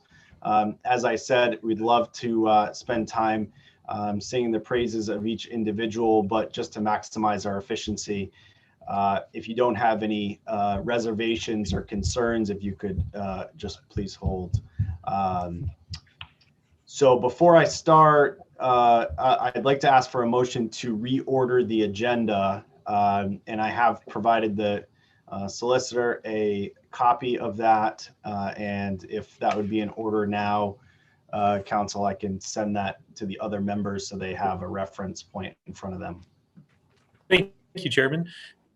Before making that motion, which I will make, I'm not sure if there was an earlier version of the agenda, but I did see, unless I'm looking at the wrong version of the agenda, I do see that minutes from December 21st, January 20th, and February 1st appear to be on the agenda. Oh, I am sorry. Maybe I was looking at the wrong agenda here. Thank you, Councilman Ricks. Thank you, Councilman. You are correct. So do I have a motion to approve the December 21st, 2020 minutes? So move. Move. Second. Oh, wait, December? December. I wasn't on the 21, committee then, so I 2020. gotta take a knee. I was This on is the Council committee at that President time. McAllister. I was on that committee as well, and so was Councilman Ricks. If you want to make the motion, Councilman, I can second it. Move to approve December 21st, 2020 minutes. Second. All those in favor? Aye. Aye. All right. All right, and now motion, so January 20th, 2021, can we have a motion? Move to approve. Second. We have a motion, do we have a second? Councilman Sinapi, all in favor? Aye. Aye. And February 1st, 2021, acceptance of minutes. Do I have a motion? Move to approve February 1st, 2021 minutes. Second. All in favor? Aye. Aye. Okay, excellent. Now on to the motion to set the order. I believe you should have both received the updated order. So for the people at home, Mr. Chairman, would you like me to proceed with the motion that you're looking for as far as the reorder? Please. So the reordering would propose as follows: the appointments on Janite, Goodinson, Jarvis, and Justo to the Sewer Authority would be new order 1, 2, 3, 4. The appointments to the Historical Cemeteries Commission of Hall, Drusilla, and Pangonis would be items 5, 6, and 7. To the Land Trust Committee, Albanese, O'Toole, and Sherman would be 8, 9, and 10. To the Zoning Board of Review, Di Gregorio and Schuster would be items number 11 and 12. To the Historic District Commission, Carroll, Leslie, and Pounder would be items 13, 14, and 15, as well as Blue Tobin is 16. Then back to the Historical Cemeteries Commission for Brown, Cynthia Corkum, Lisa Corkum, and Malcolm would be items 17 through 20. Then the Wildlife and Conservation Commission, Brown, Bergden, Cabral, Clark, Holst, Kennedy, and Minor would be items 21 through 27. And the Sewer Board of Review, Brennan and Thomas would be items 28 and 29. If there is a motion to that effect. Move to reorder to that effect. Second. All in favor? Aye. Aye. All right. First order of business is Janite for the Sewer Authority Board. And in some earlier conversation with the administration, these Sewer Authority positions, there is some confusion about state law and city charter and a makeup of political party, et cetera, of the members of the board. And while that is being straightened out, we have agreed to hold these. So I'd be looking for a motion on Janite to hold until the 22nd of March. So moved. Second. All in favor? Aye. Same on Goodinson. Oh, I see that the city clerk has her hand raised. Okay. Hi, you're moving that to the second meeting of the month? Yes. And my understanding, and Solicitor Walsh, if you want to weigh in, is that as we've heard it at the first meeting, originally we should be able to proceed on it on the second meeting. Yes, Rule 31 provides that it begins the process at the first meeting. However, reading on the end of Rule 31, however, by a majority vote of the Appointments Committee or of the council, consideration of any appointment may be continued to any future meeting of the council. So it begins here, but it can be then designated accordingly at the discretion of the committee and the council. Okay, so on Goodinson, do we have a motion to hold till the 22nd? So moved. Because of those concerns as expressed, not because of any concerns with the candidacy, I seconded the motion to hold to March 22nd. All in favor? Aye. Aye. We are still in the same territory. Sewer Authority, Mr. Jarvis, looking for a motion to hold. So moved. Second. All in favor? Aye. Aye. And on the 4th, Mr. Justo, Sewer Authority, same concerns, same motion, looking to hold until the 22nd. So moved. Second. All in favor? Aye. All right, thank you. Moving along. First up, under the Historical Cemeteries Commission, we have Mr. Hall, Daniel Hall. His bio and resume were provided to the group along with some commentary. Any concerns or questions from members of the council, the committee?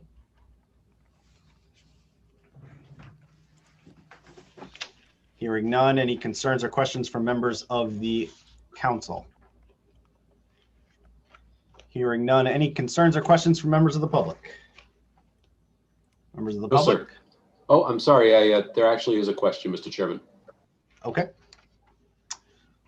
Please state your name for the record.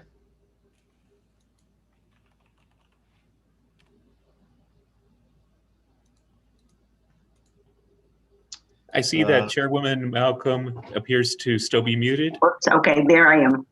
Is this better? I'm sorry. Much better, I just wanted to say that we are more than welcoming to Daniel Hall. He's done a wonderful job taking over for his grandfather, and we're very happy to have him. Thank you. That's fantastic. Thank you. Thank you so much for that. And we see that in his bio, and it's heartwarming. So thank you so much. Do any other members of the public wish to speak? Not at this time, sir. Do I have a motion? Move favorable action. Do I have a second? All in favor? Aye. Aye. Thank you. Moving. Oh, do we want to jump over, Council President?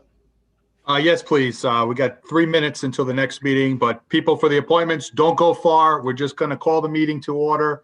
We're going to do roll call, pledge of allegiance, general communications, and then we're coming right back to you in appointments. So just going to give the council people a full 2 minutes to stretch their legs before we start the council meeting. Thank you, Thank you, Council President. Do I need to adjourn or pause or anything, or are we good? I think we just do a pause. Yeah, because we will be back soon. So don't go anywhere, please.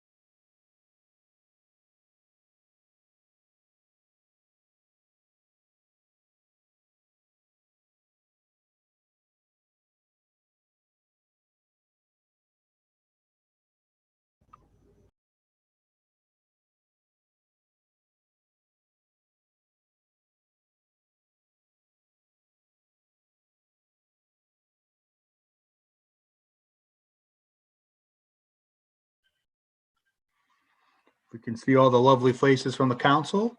Once I see everybody, we'll call the meeting to order.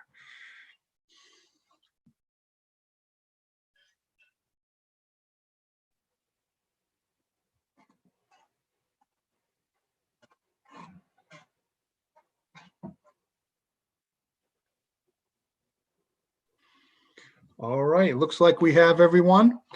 I'm going to call the March 8th, 2021 council meeting to order at 7 p.m. on the dot. The following options are available to access this meeting. You may access or participate in the meeting using the Zoom application on a smart device or PC via the web at zoom.us and clicking on Join a Meeting in the upper right hand of the page. The web ID number for this evening's meeting is 978-8786-9794. All of this information is found on our website. If you go to warwickri.gov and go to the City Council, you can see all this information as well. Anyone wanting to participate via telephone only may call one of the following numbers. Non-toll-free numbers. While most phone carriers do not place an extra charge on customers for toll calls, it is up to you to check with your carrier concerning potential charges you would be responsible for. There's a number of numbers you can call in. Again, all of these numbers are found on our website. The first number is 1-646-558-8656. The next number is 1-301-715-8592. The next number is 1-312-626-6799. The next number is 1-669-900-9128. The next number is 1-253-215-8782. And the final number you can try on this is 1-346-248-7799. You can also call toll-free numbers to join us from anywhere in the United States this evening. The first number you can try is 1-877-853-5247. The next number is 1-888-788-0099. The next number is 1-833-548-0276. And the next number you can try is 1-833-548-0282. Again, all of these numbers are found on the City Council website page. Please note, if you're experiencing trouble connecting via a toll-free number, please try the next number on the list. You will then need to punch in the web ID. That number this evening is 978-8786-9794 on your touchtone keypad. While everyone joining the meeting will be muted, at the appropriate time during the proceedings you wish to ask a question, you may, if using a smartphone or a PC, click on the raise your hand icon. The meeting moderator will then ask for the participant having raised their hand to be unmuted. After the question, answer, and any further discussion, the participant will be muted again, and we will need to click on the raise your hand icon or punch in *9 to ask another question. If phoning in, punch *9 on the telephone, on the touchtone keypad.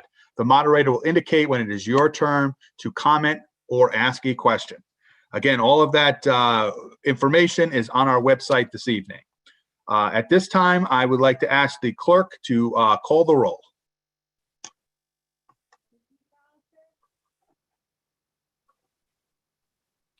Mr. McAllister, Here. Mr. Foley, Here. Mr. Gephardt, Here. Mr. Howe, Here. Mr. Lattiser, Here. Mr. McElroy, Yeah. Mr. Ricks, Here. Mr. Sinapi, Here. Ms. Travis, Here. 9 present. Thank you, Madam Clerk. This evening, we have another special guest who's going to help us with the salute to the flag. As we've been mentioning on the City Council, at each meeting, we want to invite members of the community, individuals, students, veterans, business owners, to come and tell their story, just to give a little update on what they're working on, and then lead us in the Pledge of Allegiance. We want to make these City Council meetings as public friendly as possible. We love to hear these positive stories that are happening all across our city. Each meeting, a different council person will be responsible for inviting a member of the community.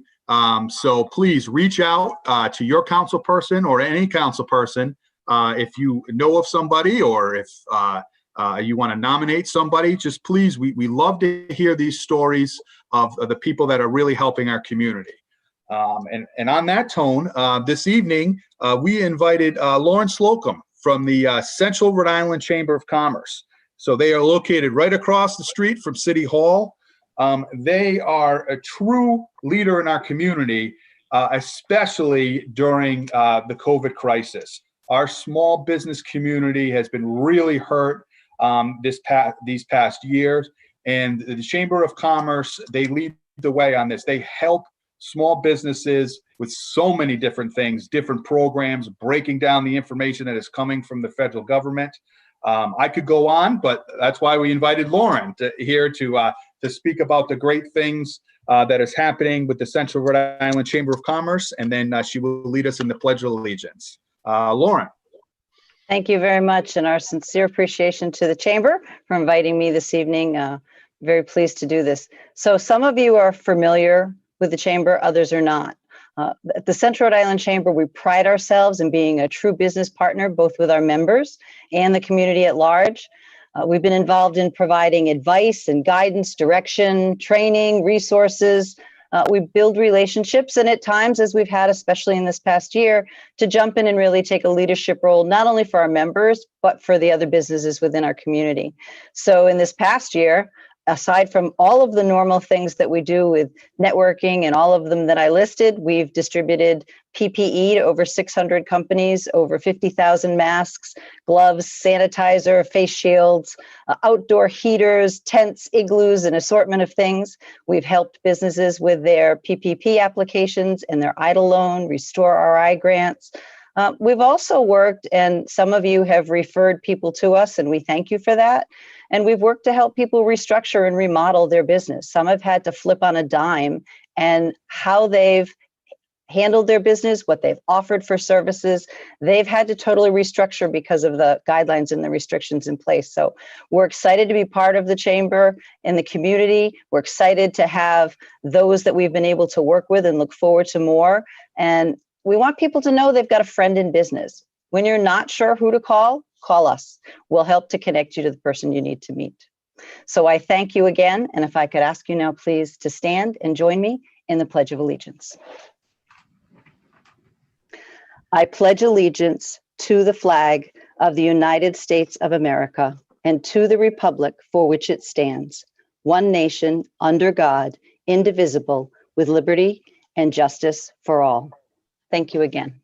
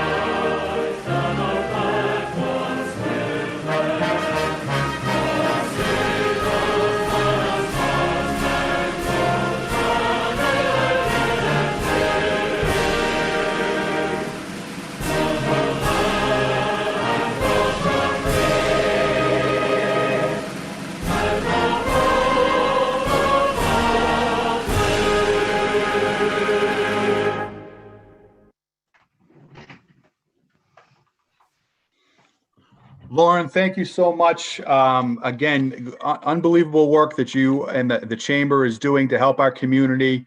Handing out all that PPE. Sorry, my video was not on. Handing out all that PPE, helping these businesses. As you said, they have to turn on a dime now just to survive, and having a friendly face that they know, a Warwick resident, really is great. So I thank you for joining us this evening, and please keep up the good work. Thank you, Council President, and thank you to all of the members. Part of what makes our job easy is that we have such a great working partner across the street at City Hall. So thank you to all of you for all of your hard work. Thank you. Next up on the agenda this evening is executive communications. There are none. Next up is general communications. I just have a few general communications. First off, today is International Women's Day, where we honor the achievements of women in our community and around the globe. So I just want to recognize that. I'll make a special shout out to the women in my life, my mother, Mary Ann, my wife, Vanessa, and my daughter, Grace. I also wanted to just make another update on the vaccine site. I know Councilman Foley actually volunteered there today. The city has been doing an unbelievable job. The police department, fire department. I've seen people from the building department, from the senior center, from every department in the state volunteering their time. Retired city workers are there. The school employees are there. And they're really helping out our community, getting the individuals who are eligible for the vaccine. So the mayor told me it went really well again today. We do would stress this will be today was the last time for the first shot. So there's no longer a waiting list for Warwick residents. The next 4 weeks will be people getting their second shot. You should have received, if you got your first shot at Warwick Vets, when you signed up for the first shot and gotten that, they should have given you an appointment to get your second shot. So the next 4 weeks will be people for the second shot. For individuals still looking, if you're 65 or above, you can look to the state to receive a vaccine. I'm also happy that teachers and school staff and daycare workers are now eligible to receive the vaccine through CVS and Walgreens. And I saw that new Governor McKee, and congratulations to Governor McKee. He is coming out with a plan tomorrow for the state to actually vaccinate that same group of teachers and school staff. So we are very pleased that we're all moving forward with this. The sooner that we get everyone vaccinated who wants to be vaccinated, the better. And please stay tuned as you see this changes every day, every week. New eligibility, new opportunities for new places to receive the vaccine. If you have any questions, reach out to the city, reach out to your council person. We will, if we don't know, we will find the answer for you. So. And my last comment under general communications this evening is I know it just happened. I'm starting to get some pictures in now. I'm sure other people are seeing that too. There was a great rally for a young man named Rowan who's in our community. And there was a first responders. They did kind of a parade in his honor. And they drove by his home this evening just to show him the support that he has from Warwick, but also these first responders came from across the state. So, I know that the council members, we would be in there cheering them on, but we had the council meeting this evening, but it was really great to see. I'm starting to see some pictures now. I'm sure we'll see more fire trucks, police trucks, garbage trucks, DPW trucks. I think there was a helicopter. I saw a picture of a helicopter. So this is really great. It's just another example of a positive thing that's happening in our city. We really want to highlight these things that are happening in Warwick because there's so many great things. We all choose to live here. So let's highlight these great things. And now I open it up for general communications from the council. Councilman Foley. Two things. One is both related, COVID related. Today, the CDC did come out with new guidelines for those who have been vaccinated. People should look at online to get that. They were, optimistic makes you optimistic for what the future might hold. And related to that, there was a post today out of WPRI.com that the Warwick Gatsby Day celebration will go on as scheduled in 2021. I look forward to marching. It's one of those things you look back on 20 years ago when I was on the council. We all enjoyed ourselves on those marches. So good news. Excellent news, Councilman Foley, and thank you for letting everybody know. Any other general communications from members of the council? I am not seeing any. Okay, so now we want to go back into committees, but first we need to do a procedural thing. We had, I believe, 30 appointments this time, so we are trying to go through that. So within the charter, it says that reappointments are to appear before the city council. We sent out a note to the city council that if they would like any member that is being reappointed to come before us this evening, that a council person would reach out to that individual beforehand to invite them.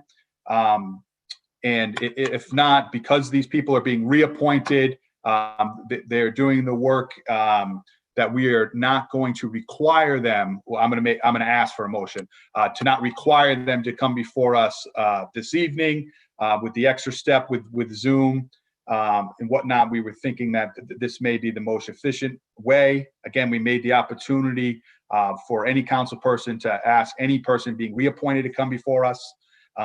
The members that are up for new appointments will be coming before us this evening as we started that process.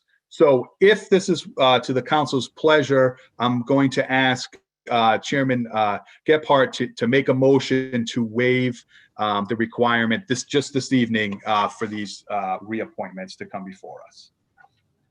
Yeah, I'll make a motion to the effect that Council President McAllister has stated.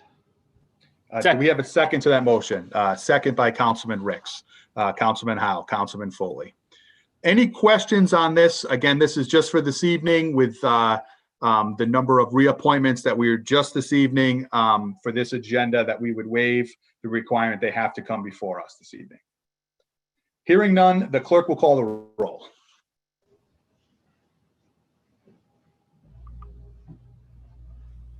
Alistair, Yes.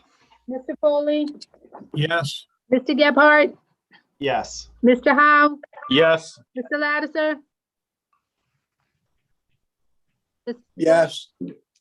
Mr. McElroy, Yes. Mr. Ricks, Yes. Mr. Sinapi, Yes. Ms. Travis. Yes. 9 yes. Thank you very much. So at this time, we are now going to hold on the actual council meeting. We are going to go back into appointments. The appointments chair will bring that committee back, and we will be going through everybody that is before us this evening. So thank you, everybody, and we will adjourn to the appointments committee. Thank you, everyone. The appointments committee resumes at 7:19 p.m. We left off on our sixth item, which is Joseph Drusilla for the Historical Cemeteries Commission. So does anyone from the committee have any questions or concerns on Mr. Drusilla? I'll briefly state that Mr. Drusilla, by all accounts, is doing an excellent job on the commission. I know that he is present this evening if anyone has any questions for him. He has a very impressive resume. I think he'll do very well. And so thank you. Any members of any other members of the committee? Any members of the council? Hearing none. Any members of the public? No, sir. All right. Without further ado, do I have a motion? Move favorable action to appoint Joseph Drusilla, currently serving as an alternate as a full member of the Historical Cemeteries Commission. Second. All right. Favorable action. Moving along, we have Diana Pangonis. Mr. Chair, also- you have a motion and a Yes. second. If you want, I'll take the vote on that. Oh, I'm sorry. And let's have a vote. All in favor? Aye. Aye. Thank you, Solicitor Walsh. Next, we have Miss Diana Pangonis, also for the Historical Cemeteries Commission. Any members of the committee have any questions or concerns on this appointment? I'll speak very briefly. From speaking with other members of current members of the commission, Diana Pangonis has been involved in the commission, volunteering significant hours over the last year or more. I know that she is also present with Joseph Jusilla. So she is meeting the requirements of a new appointment to appear before the commission. Thank you for your dedication, Ms. Pangonis. Anyone else from the committee wish to say anything? Members of the council? Hearing none, any members of the public wish to say something? No, Mr. Chair. Oh, excuse me, Mr. Chair, a hand just went up. Okay. Please state your name for the record. Margaret Malcolm, please unmute. Yeah, my name is Malcolm. I just want to welcome Diana to our group. Thank you. Excellent. Thank you so much. Anyone else with a raised hand? No, sir. Okay, do we have a motion? So moved. Move. Thank A you. motion Second. from Councilman Zanapi, a second from Councilman Ricks. All in favor? Aye. Aye. Excellent. All right, we're going to move now to the Land Trust Commission. We have three here. The first up is Erin Albanese. Her bio has been provided. I've heard from Councilman Lattiser that she is will be an excellent addition to that board. Any questions or concerns from members of the committee? Hearing none. Any questions from members of the council? Hearing none. Any questions from members of the public? No, Mr. Chairman. All right, do I have a motion? Move favorable action. Do I have a second? All in favor? Aye. Congratulations, Ms. Albanese. Welcome to the Land Trust Commission. Next up, also Land Trust Commission, I have a Daniel P. O'Toole. Bio and resume provided. Very impressive background. I think this is a great addition. Any questions or comments from members of the committee? Hearing none. Any questions or comments from members of the council? Council President McAllister. Thank you. I just want to quickly state that Dan is a great addition to this. He actually attended a meeting beforehand to make sure this was something he wanted to do, and I really appreciate him doing that due diligence. And I heard a rumor they're going to draft him to be their treasurer as well, because he has a great background in that as well. So I just put that out there for you. Sorry, Dan. Thank you. Okay, great. Anyone else from the council? Okay, anything from members of the public? No, Mr. Chairman. All right, hearing none. Do I have a motion? Move favorable action. Second. All in favor? Aye. Aye. All right, thank you, Mr. O'Toole. Welcome to the Land Commission. And last up on Land Trust is Aaron Sherman. Aaron's bio is attached along with the resume. I know Aaron personally from the neighborhood here. He is passionate about the outdoors, and I think some of the work he does in his business life is going to positively impact the commission as well. He's in film and could shine a light on some of the great work that's being done there. So Any comments from members or questions, concerns from members of the committee? Hearing none from members of the committee, from members of the council. Hearing none, how about the public? No, sir. All right, do I have a motion? Move favorable action. Second. All in favor? Aye. Aye. Welcome to the Land Trust, Mr. Sherman. Next up, we are jumping to Zoning Board of Review. This is a new appointment. Robert DiGregorio. Mr. DiGregorio's background and bio is provided in the packet. Do I have any questions or concerns from members of the committee? Hearing none, do I have questions or concerns from members of the council?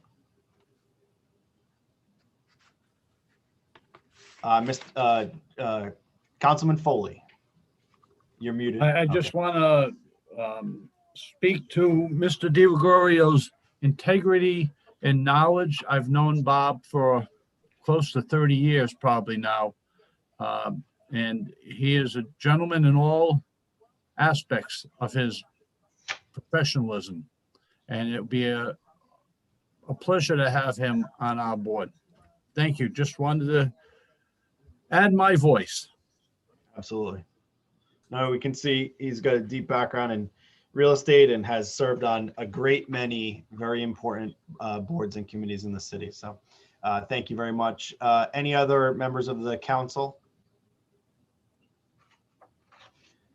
Hearing none, any questions or concerns from members of the public? Yes, Mr. Chairman, we do have a hand raised.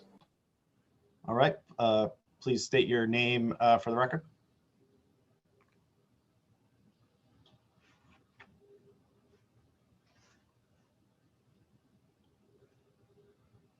Mr. Casella, could you please unmute your microphone?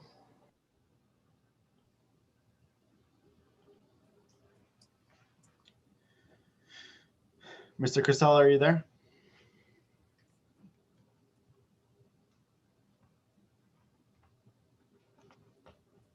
He is unmuted, Mr. Chairman, or he's allowed to speak, I should say. He would just need to unmute his microphone. Okay. If I recall correctly, is that by pressing star and then a number? That's correct, Mr. Councilman, if you're calling in. It looks like this constituent's actually using the Zoom app.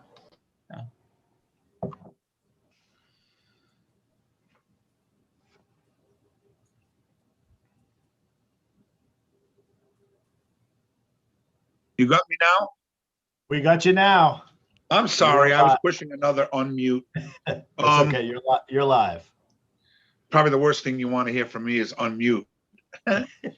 I'm Rick Casella. I live in Ward 1 and I'm the chairman of the Republican City Committee. And my question to the chairman is, do appointments to this board fall into the purview of the conversations we had earlier about minority appointments? I did not see that, but I will ask Councilor Walsh if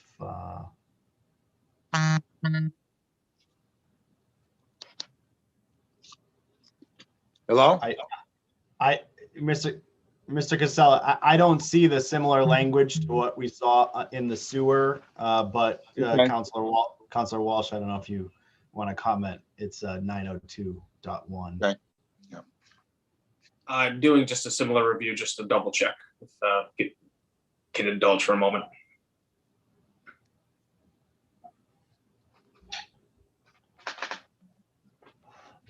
Pursuant to 816 of the Code of Ordinances, it is not the same, Mr. Cassell. Okay.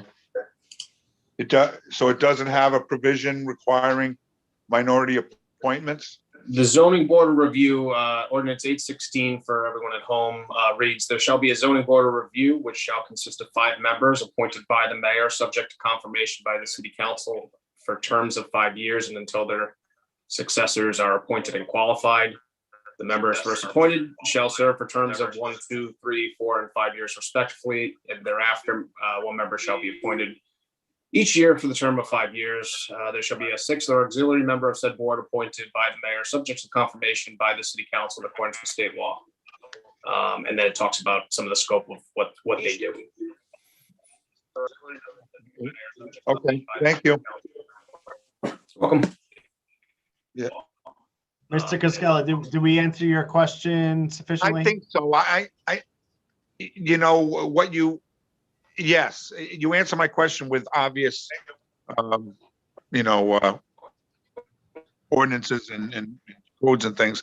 I just didn't know, is that all current stuff? And has that ever been changed? I mean, I'm going to be honest with you guys. I think Vinny could probably, you know, summarize our concerns. And just as the chairman, I feel compelled to make sure that if there's provisions for minority appointments, that we go through the process of bringing nominations forward to the mayor, you know? I just didn't know. Okay. You guys hear me? Yep, we can hear you. We can hear you. Our concerns. So you understand my concerns, Ben? I do. Yep, thank you. I just want to make sure I'm doing my job right. That's all. Got it. Council President McAllister. And I know the mayor and the council would want to make sure everything's done in accordance with the charter. So if that's what it says, then I'm fine. And very pleased with the nominations. Both guys are great guys. Excellent. Thank you. Council President. Thank you. And just I want to make a clarification for people that are watching from home. When he's talking about minority appointments, we're talking about from a different party, political party. He's talking about when he's talking about minority appointments. So he mentioned he's the chair of the Republican Party. So that's when he means minority appointments. That's what we're discussing this evening. So I just wanted just a point of order. Thank you, Council President. Any other comments from the public?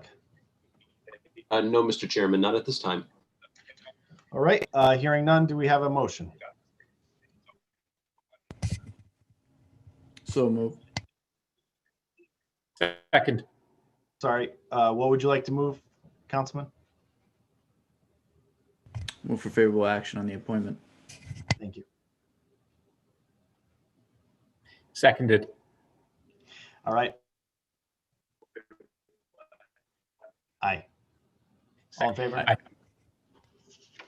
Aye. Thank you. Welcome to the Zoning Board of Review, Mr. DiGregorio. Next up is a Mr. George Schuster, also same board, Zoning Board of Review. Do I have any questions or concerns from members of the committee?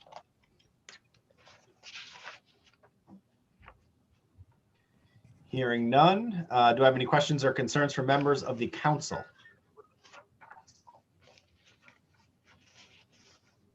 Councilman Howe. Thank you, Councilman. Chairman, I apologize. I will be brief, and I'll start off by saying I will not be supporting Mr. Schuster's reappointment to the zoning. I've had numerous experiences going before zoning for a major project that is being debated and discussed within my ward. And there was a point where the planning board voted against having the major project. And one of the main reasons is that, one, it didn't fit into the city, the guidelines, but two, also the citizens came out and loaded and filled the entire city council chambers. And when I tell you the citizens of that area from my ward, Lynn, do you have a question? No, sorry about that, Councilman. I'm getting a lot of feedback. Can everybody mute because I can't hear? I'm sorry. Thanks, Lynn. Thank you, Lynn. Thanks. Thank you. So when the zoning board, when the citizens came out and the planning board voted, it went to the zoning board. And I want to be clear, the zoning board, the planning board, and all these commissions and all these boards that we are appointing people to are the checks and the balances. It is getting the citizens from the communities to be the voice of the residents and the citizens. And unfortunately, with this one development, I have a responsibility to my citizens. When they went and they loaded and they filled that city council chambers for many nights to speak out against this certain project, they were basically, after hours and hours, it came time for public speaking. And this is not the responsibility or on the back of Mr. Schuster, the nominee, but it came to public speaking, they were limited to 15 minutes. And then suddenly at the end, a decision was made, and there was a speech made, an impromptu or planned speech made, where they overturned. And I, representing the citizens who depended on other residents of this city, to include Mr. Schuster on that zoning board, they were overturned. And quite honestly, they felt they were ignored. So doing my job and doing my due diligence, I cannot support this nomination of Mr. Schuster to the zoning board. I have no questions of what his qualifications are and what is of his profession. But this is something where we need people who will listen to the citizens and address the issues that the citizens have. And especially when you're talking the fine line and the fine balance between development and residential, and more importantly, in an added integer or an added variable, the environment. And that's what they're advocating for. So I'm informing this honorable committee and my fellow council members, I will not be supporting Mr. Schuster's reappointment to the zoning board. Thank you. Thank you, Councilman. Anyone else from the council wish to speak in favor or otherwise? Councilman Lattiser. Yes, thank you, Mr. Chair. While I certainly respect Councilman Howe's tenacity for his constituents, I must say that Mr. Schuster has served on this zoning board for some time. We don't always agree.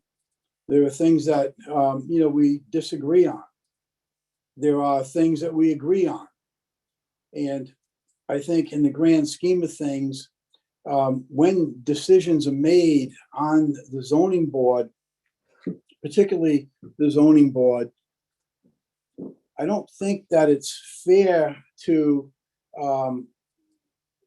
say that the members of that zoning board should or need or must make a decision based upon 1/9 of the city. I think what's important is to have people on the boards who are able to put everything in the global perspective, maintain the overall vision of the city as a whole, and always make their decisions up or down in how they feel for the best interest of the city as a whole. Mr. Schuster is very much involved with the environment and has actually a lot of property right on the water, is constantly involved with the upkeep of Buckeye Brook, is constantly involved with the community efforts of, even on a steady basis, almost by appointment, out there doing the trash pickups, et cetera, to maintain environmental standards. So certainly there'll always be a time when we disagree on something. There will certainly be times when we may not agree with a vote that was taken for an issue in our ward. And, I certainly respect that. But for me, what's important is the overall performance, the ability, the experience and knowledge and the talent to make informed, educated, and fair decisions for the entire city.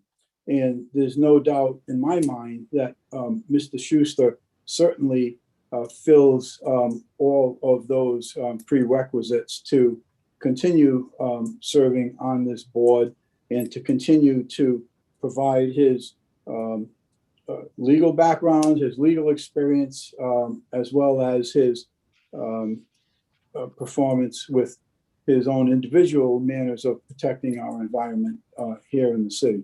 Thank you, Mr. Chairman. Thank you, Councilman. I see raised hands for Councilman Sinapi and Councilman Ricks. Are either of you speaking against this appointment? Yes.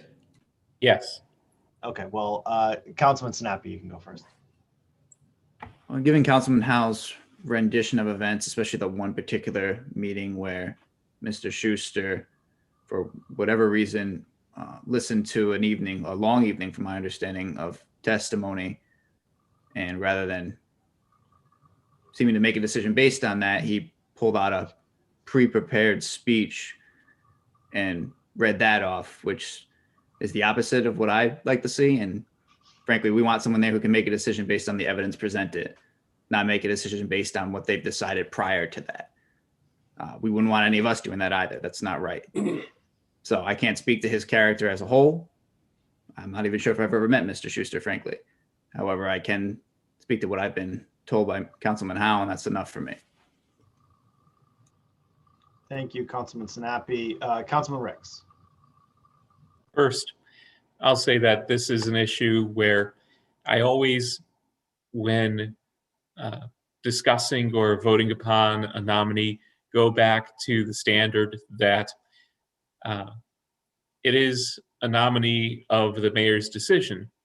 And my philosophy of being on the city council, and this is something that different members of the city council can certainly have different opinions on, but generally speaking, I feel that the role that we have in the appointments process is to examine whether or not the individual is qualified. Now, where I'm having the difficulty here in this particular instance is that I have no doubt that Mr. Schuster is certainly qualified for this position. However, going back to this particular issue, it's not just an issue that affects Ward 3, it is also an issue that affects Ward 2 as well. And so that particular vote, not just the vote itself, but the way that that particular hearing was conducted. And while I'll also say that I'm sure that there are and have been many issues where Mr. Schuster and I have tended to agree, and certainly I would not vote against a nominee just because we disagree on one issue or another. But in this particular case, this is something that, similar to Ward 3, although this particular proposed development, was not in Ward 3, it is close to Ward 2. Many Ward 2 constituents care about it. And so on this particularly important issue, to see the proceeding as it was held and to hear the frustration from constituents, I certainly do not intend to influence the philosophy that my colleagues here on the City Council use to judge a nominee. I'm not asking them, my colleagues here tonight, to judge Mr. Schuster on one particular issue, certainly.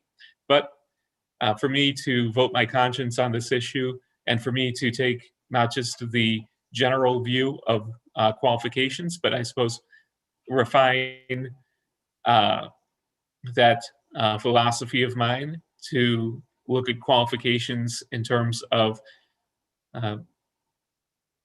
how my constituents feel that the board treated them during the proceedings, whether they were listened to when the planning board was overruled by the zoning board at that time.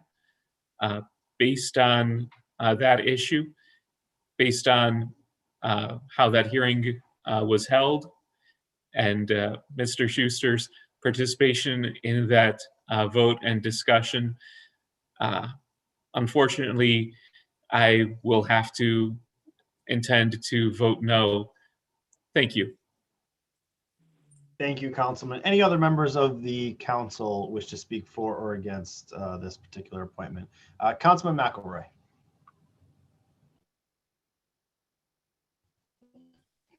Yes. First, I wanted to say that I agree with Councilman Howe in his assessment of it. And I would just like to say I will be voting against it. But one other thing I want to mention, there was a question raised about whether you need a minority member on this board. And I believe that you do need a minority member. Section 902 of Appendix A of the City Code of Ordinances states that at least one member of the zoning board of review shall be a member of the minority party.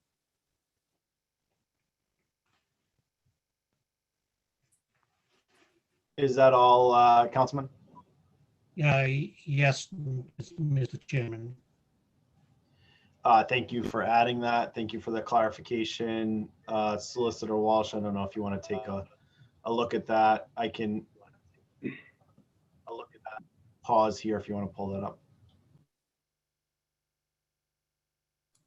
Do we have anyone from the administration who may have handy the makeup of that board currently? Councilman, if I could ask that the solicitor also, and again, this isn't debate, this is question, are we talking about the minority, not just a party minority of the city, but an elected? We don't, technically, this council does not have an elected minority. So are we just saying an identified party of the city? Or are we saying the minority of the council, which right now there currently isn't one? Thank you. If we could specify on that as well. Thank you. Mr. Chair, I do see a question from Councilman Lattiser. I also have a hand raised from Susan Arazian, the Mayor's Chief of Staff. All right. We will, we can go to the Chief of Staff, Ms. Arazian.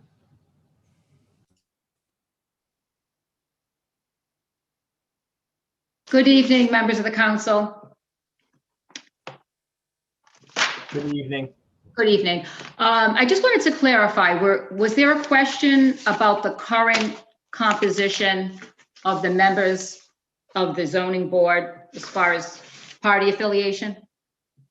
There is, at least as far as it would impact this, the section that was just cited by Councilman McElroy. Okay, I don't have that before me. That would be something that the mayor's office would have to research, and we could provide to the body if that's the consensus. But I just wanted to echo Councilman Lattiser's comments that the approval of this nomination or any other nomination shouldn't be based on one particular issue or a member's participation at one particular hearing.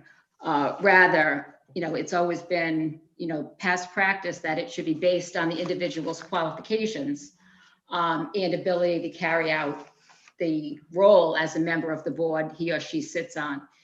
With respect to Mr. Schuster, it's clear from his experience as an alternate that he has the expertise, the education to fill this role quite competently. And that is why the mayor is asking for your approval.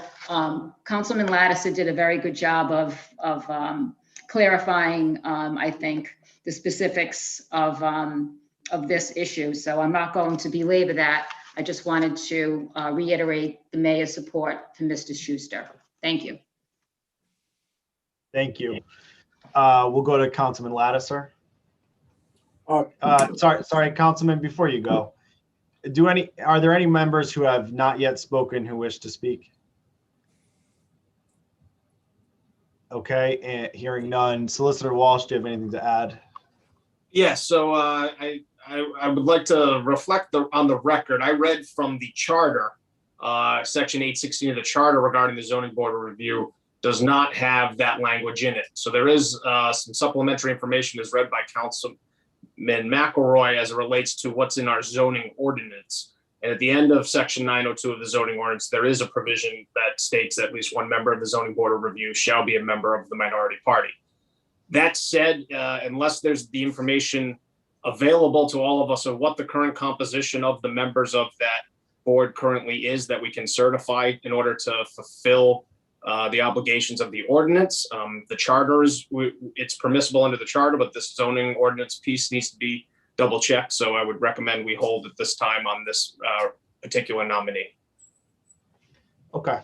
I'll honor the hands that are up, but please keep it brief because it is your second time around.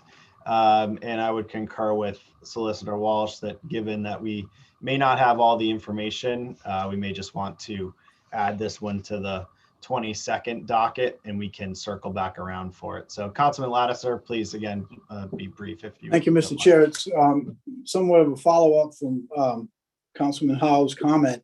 I too am somewhat unclear as to how one would determine the minority party, given our council makeup and the mayor and as an independent. So I don't know, I'm not sure how one would define the minority party. And, you know, I too would like to have a clear understanding on that. All right, we're going to go to Councilman Foley, who's not yet spoke. Oh, you're muted, Councilman. Still muted. Again, sorry. There you go. Can you hear me now? Am I good now? Point of order and a question to the city solicitor or the council lawyer. Which supersedes which? You're saying the charter states A and the zoning board ordinance is B. Does one override the other? Great question, Councilman. The charter supersedes the ordinances. However, they can supplement in certain ways. So it may not be a direct conflict as to how it's presented, but we need to do our due diligence to make sure that the current composition of the board may or may not have someone that qualifies that could render this conversation moot. So if we can conduct that due diligence, we can double back on this once we know that what the official status of all the membership is, as well as the proposed nominees for the position. Okay. Thank you for the answer. And the reason for my question was, as head of Public Safety Committee, sometimes this comes up, and I just wanted in my own mind to know going forward. Thank you very much. Appreciate the answer. You're welcome. And to Councilman Lattiser's point, if I can weigh in, there are a lot of instances where these undefined norms that we may have been accustomed to don't necessarily apply so cleanly to the current landscape of what an elected body, a majority, or whomever that may that be. So there are things that are vague in that sense, and we're do our best we can to kind of clean up where there's potential conflicts. But it is a noted unclarity that we need to work around. So we're happy to do that diligence accordingly. Thank you. All right. Thank you. I'll go back to Councilman Sinapi. Just bear in mind, we still have 18 appointments left to move through. Please keep it brief. Thank you. Oh, it'll be very brief. Maybe I didn't make my comments before clear. Based on the conduct of Mr. Schuster as described by Councilman Howe, my interpretation of it is a lack of qualifications. While on paper, he might be a stellar individual, citizen, community servant, etc. If one cannot execute the duties they've been tasked to do, such as on the zoning board, then they're not qualified. And by that, as far as not being able to execute the duties, if you're not able to hear opinion, testimony, etc., and then make a decision, and instead you make a decision before any of that, I don't think you're qualified. And I would say the same about any of us. Thank you, Councilman. Councilman Ricks. The brevity thing, as mentioned earlier. quick one, I suppose more for members of the public. When looking at section 902 of the ordinances, the line in question does state at least one member of the zoning board of review shall be a member of the minority party. My understanding of how minority party is interpreted is that the party of the mayor is considered to be the majority party, and the other of the two major political parties, which is not the party of the mayor, is considered to be the minority party. Obviously, that when written, it did not necessarily foresee an independent as the mayor.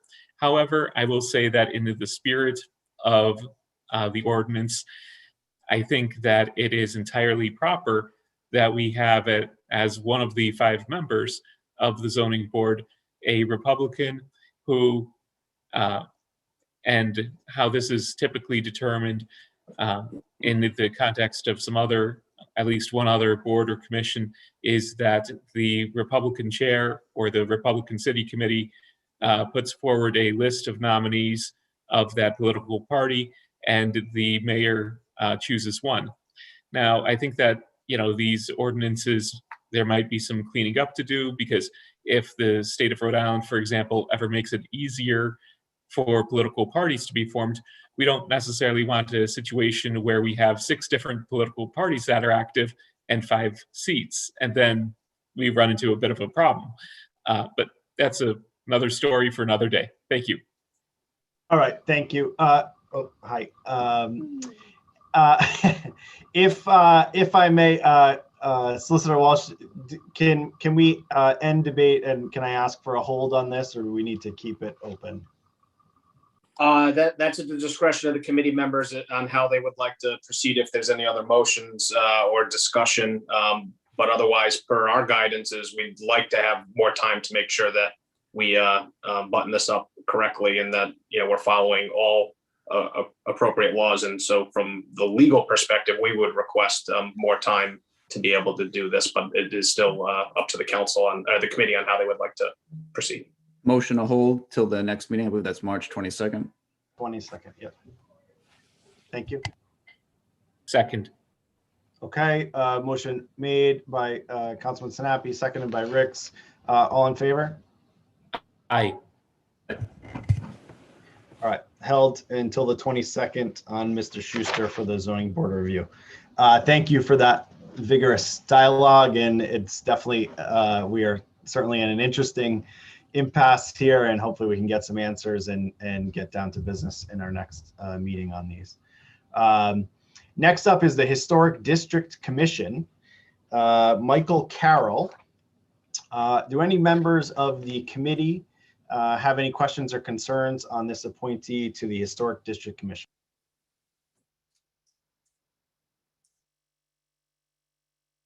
Hearing none, any members of the council? Hearing none, any members of the public? Yes, Mr. Chairman. Go ahead and please state your name for the record.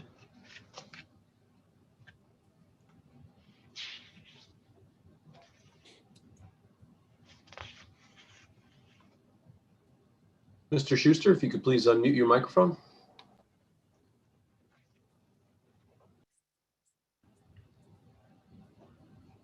Are you there, sir?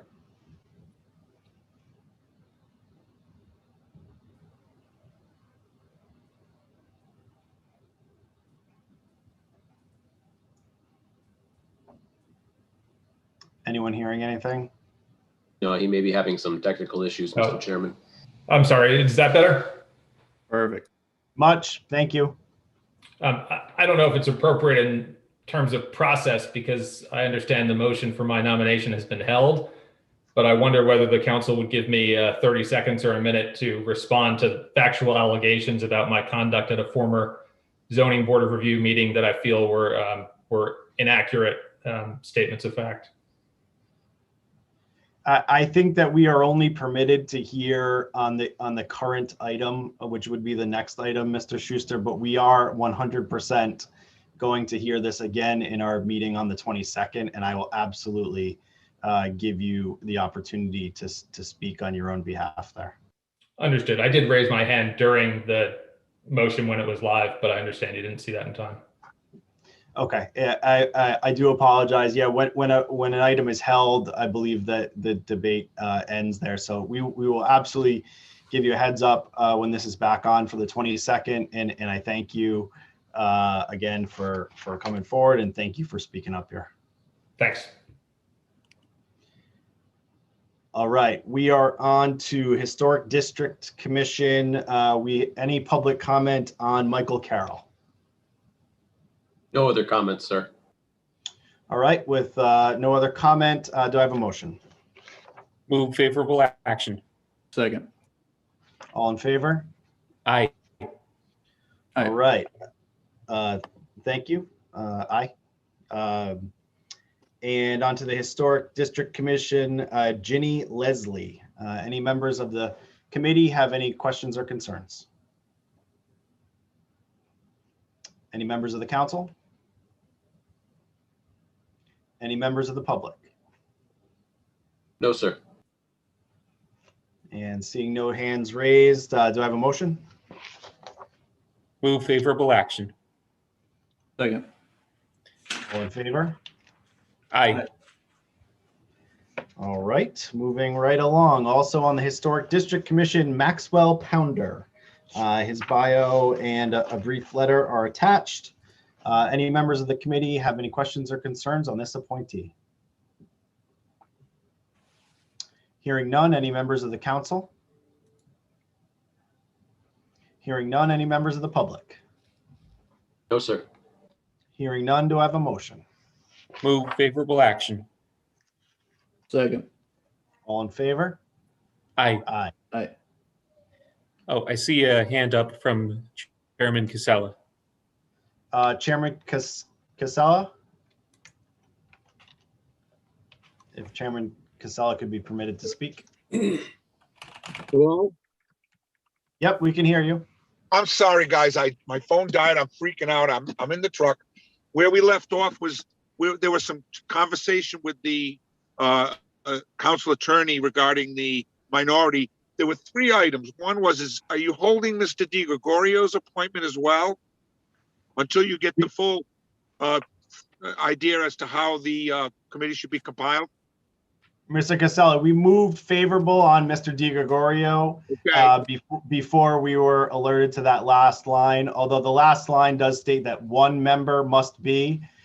So we do still have 1 slot open, and that would be the Mr. Schuster appointment. So actually would be assuming Mr. Morash's, and he was the Republican, one of maybe 2, I don't know. My second point was with regards to minority party, Councilman Ricks was pretty right on, but I had the understanding that the minority party was the party that was not of the mayor. Number one. Mr. Casella, do you mind if I pause you for 1 moment? We have held basically all the items that will relate to the minority party. We will hear them all on the 22nd. Okay. And on the 22nd, the solicitor will present the findings in collaboration with the administration. Excellent. So I think that is a perfect time for, if there's any follow-up debate, we could have it then, if you don't mind.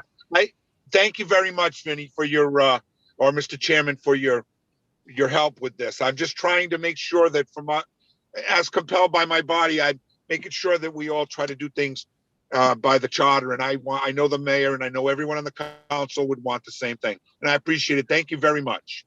Yep, absolutely. And thank you again for speaking up. Thank you. Councilman Latterson, do you have something on Historic District Commission, Mr. Pounder? Actually, Mr. Chairman, it's more on procedure of these appointments.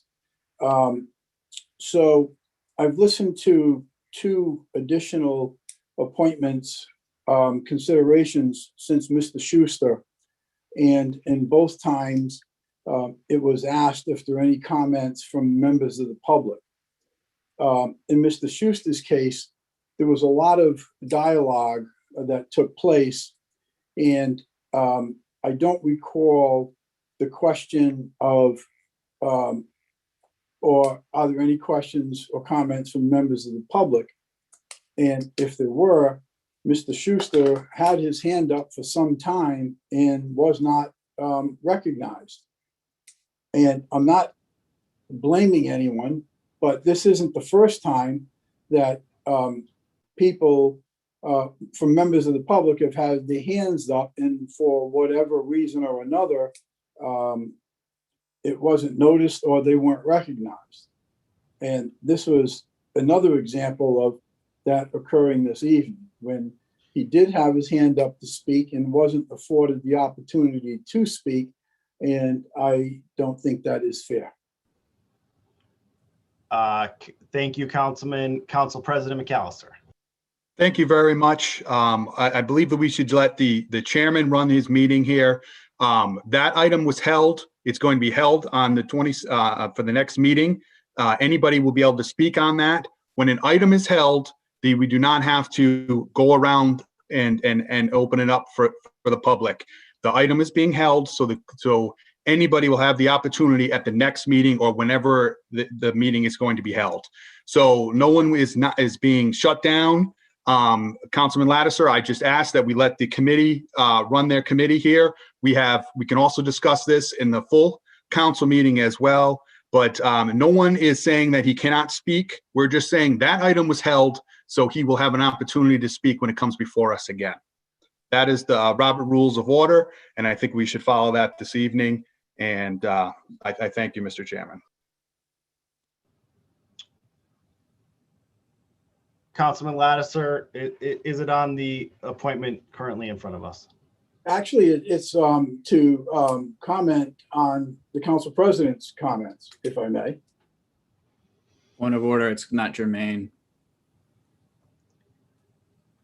If it's not relevant to the current appointment, it's not topical and shouldn't be discussed. It's enough Council of this. President, can we keep get back into this in the full council meeting when we go through the appointments? Absolutely, Mr. Chairman. You please run your committee. Thank you. Thank you. Solicitor, do you have something to add?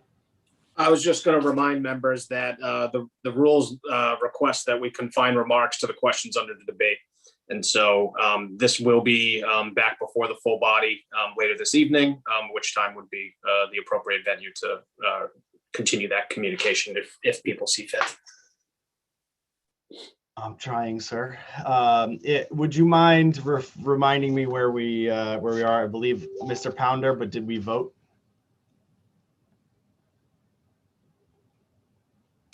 We did not take a vote, and there's no motion pending. Okay.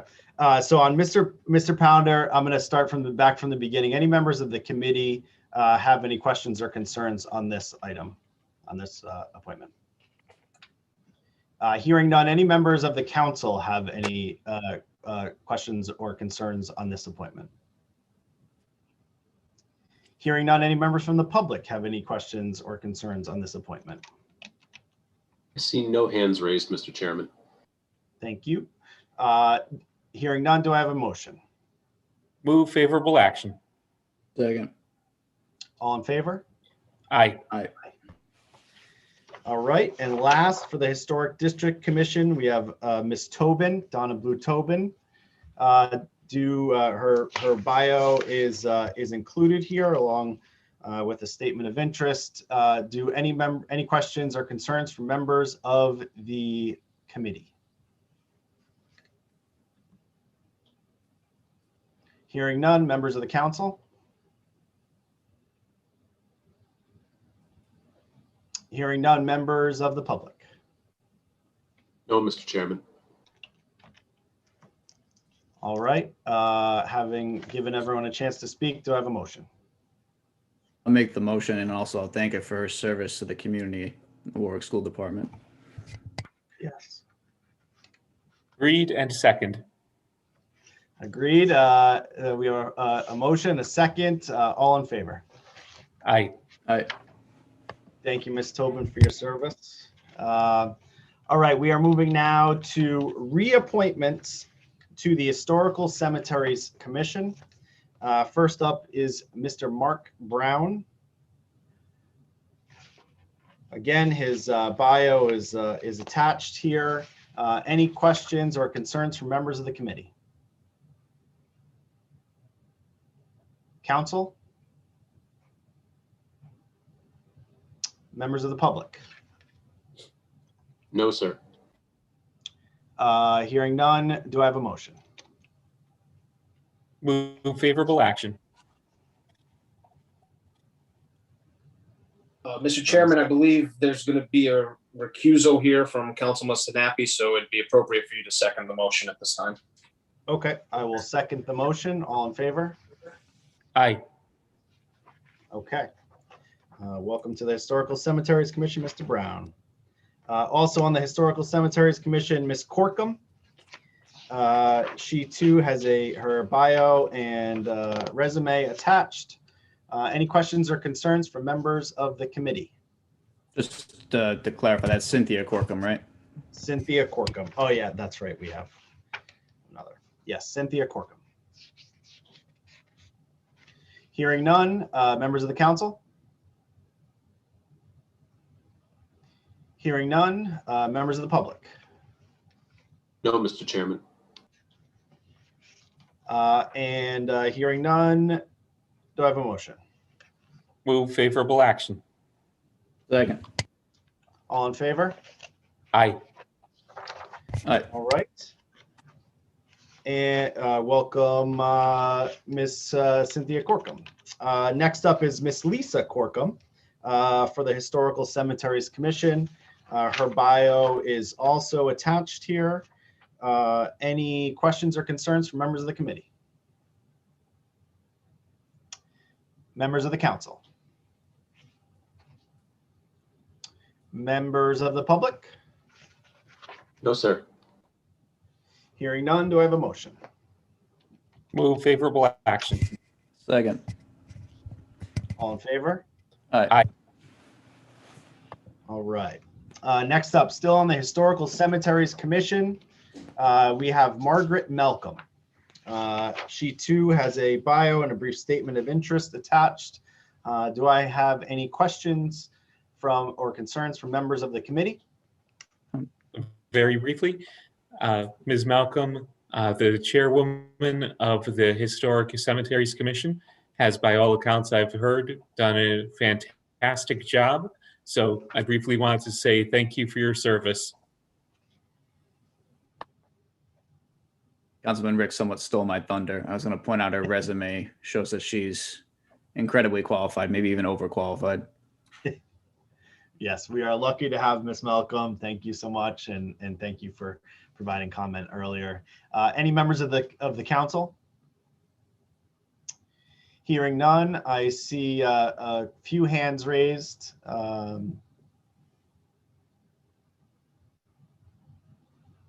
We can go Ms. Malcolm first.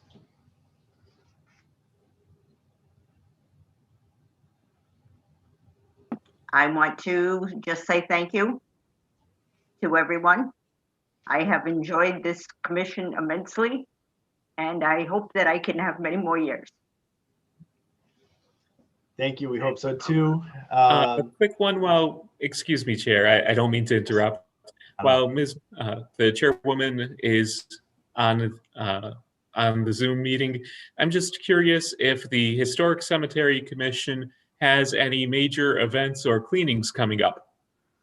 We will have on April 17th, we will be having a big cleanup at Brayton Cemetery. It is our annual, semi-annual cleanup there. That is a 6.5 acre cemetery that was abandoned by its owners over 20 years ago. So we are doing a community cleanup, and anyone is welcome to be there. That's excellent. We will, I'll make a note and make sure that in the council meeting just prior to that, we mention that in general communications. Thank you. I would appreciate that. All right. Thank you, Ms. Malcolm. Who do we have next? We have Sue Cabasiris, Mr. Chairman. Ms. Cabasiris. Hi, I'm Sue Cabaceres. I work in the planning department, and I just wanted to say how wonderful Peggy is. Without her dedication and leadership, the commission would be nowhere near as awesome as it is. And I just wanted to continue to welcome her and encourage you all to vote her in again. Thank you. Excellent. Thank you, Ms. Cabaceres. Do we have any other hands raised? No, sir, not at this time. All right, hearing none, do I have a motion? Move favorable action. Second. All in favor? Aye. Aye. All right, now we move to the Wildlife and Conservation Commission. First up is Henry A.L. Brown. He also has a bio attached and a statement of the many things he's done for the city and for nature and the environment. Any questions or concerns from members of the committee?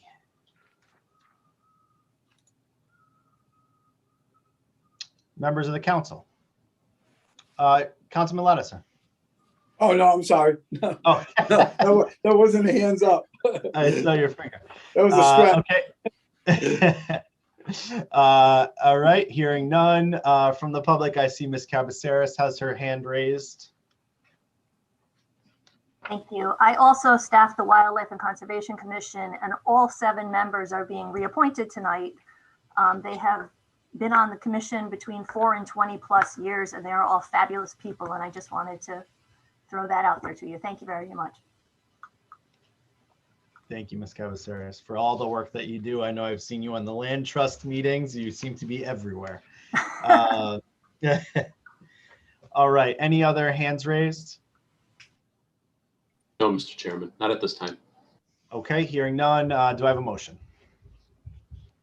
Move favorable action. Second. All in favor? Aye. Aye. Next up, also Wildlife and Conservation Commission, we have Carl Bergden. Mr. Bergden has a bio attached with experience. Any questions or concerns from members of the committee? Very briefly, thank you very much to Mr. Bergden to stepping up and continuing to step up with this reappointment to the Wildlife and Conservation Commission. I had the pleasure of being before the commission last year on a Zoom meeting. They're continuing to do their work, and we're working together on at least one issue in Ward 2. And I know that the commission is doing excellent work all around the city. Thank you. Well, I haven't had the pleasure to work with Mr. Bergden. His resume is pretty exemplary. So I'm glad to see he's getting reappointed. Thank you, Councilman Sinapi. Any members of the council wish to say anything? Members of the public? No, Mr. Chairman. Okay, we heard Ms. Cabaceres as well on behalf of all members of the commission being reappointed. Do I have a motion? Move favorable action. Second. All in favor? Aye. Aye. All right, still on the Wildlife and Conservation Commission, we have Wayne Cabral. Mr. Cabral also has extensive background that is relevant with many recognitions and volunteer activities and committees. Any questions or concerns from members of the committee? Members of the council? Members of the public? No, sir. Hearing none, do I have a motion? Move favorable action. Second. All in favor? Aye. Aye. Next up, still on the Wildlife and Conservation Commission, Mr. Clark, Robert Clark. This is a reappointment also with the attached biography. Any questions for members of the committee? Really a question, more of a comment. It's interesting that both Mr. Clark and Mr. Bergden seem to work at GZA, Geo Environmental Incorporated. Apparently there's something in the water over there. Any other members of the committee? Members of the council? Any members of the public? Members of the public? No, sir. Hearing none, do I have a motion? Move favorable action. Second. All in favor? Aye. Aye. Next up, we have Miss Ann Holst. Mrs. Ann Holst for the Wildlife and Conservation Commission. Any questions or concerns from members of the committee?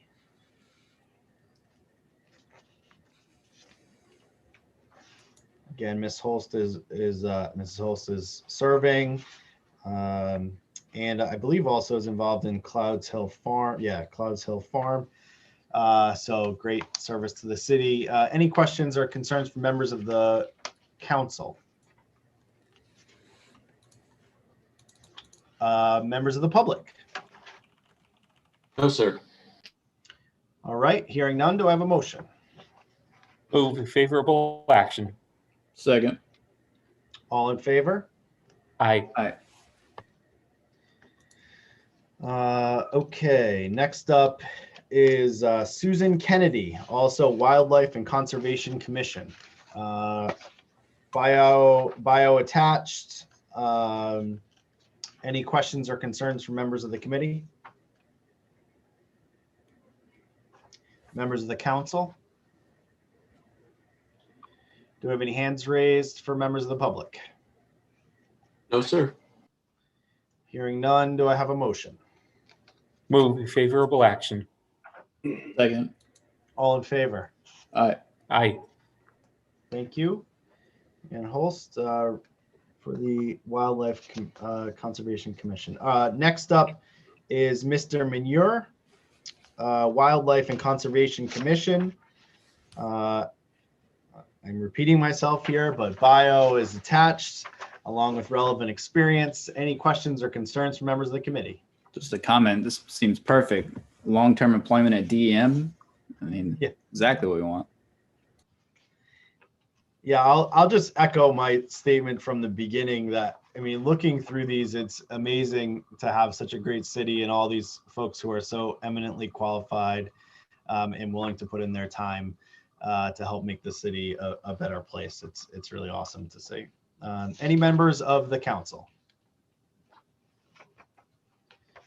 And any members of the public? No, Mr. Chairman. Hearing none, do I have a motion? Move favorable action. Second. All in favor? Aye. Aye. Aye. Okay, now we are changing gears. We are onto the Sewer Board of Review. First up is Mr. Joseph Brennan. Mr. Brennan's bio is attached. This is a reappointment. Any questions or concerns from members of the committee? I'll speak briefly. Mr. Brennan is a constituent here in Ward 2. I've actually known him since well before I was on the city council. He is someone who is incredibly smart, hardworking, and certainly has the qualifications for this appointment. So I would like to simply say that in favor of his nomination for reappointment. Excellent. Anyone else on the committee? Members of the council? Hearing none. I do see we have public comment. Christine Thomas. Ms. Thomas, please unmute.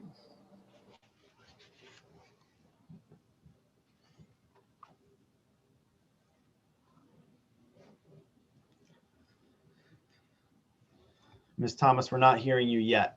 You may just have to unmute your microphone.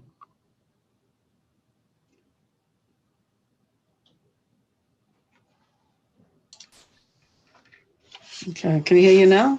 Can you hear me? We can hear you now. Welcome. Yeah, welcome. My name is Carter A. Thomas, and I'm interested in the past, we've always had legal counsel when we had the meetings. Will that be continued also? Oh, is this a question? Oh, you are currently, I see, you're next up on the agenda. Are you, so this is a question about the Sewer Board of Review and whether or not it will have legal counsel? Yes. Okay, I don't know that we can answer that for you here, but we can definitely get you that answer as a follow-up. Okay. And also, how many people are going to be on that board? I will do the same, and we will follow up with you with all that information. I'll ask. I'm not sure if anyone from the mayor's office is still on the call, but if we could ask someone to follow up with Mr. Thomas. And Mr. Thomas, I'm not going to state your phone number, on YouTube here, but it is included in your. Oh, we have the Chief of Staff, Ms. Arisian. Okay, thank you. Hi, excuse me, just to clarify, you want to know the number of members on that zoning board? Yes. Sewer Board of Review. It was the sewer board on. Board of Review, not the Sewer Authority. Okay, let me just double check. I might have brought it home. Hold on.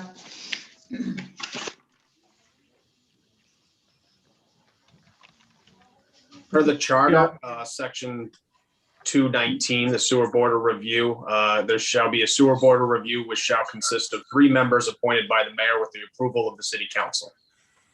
Okay. Then also, will we have a secretary?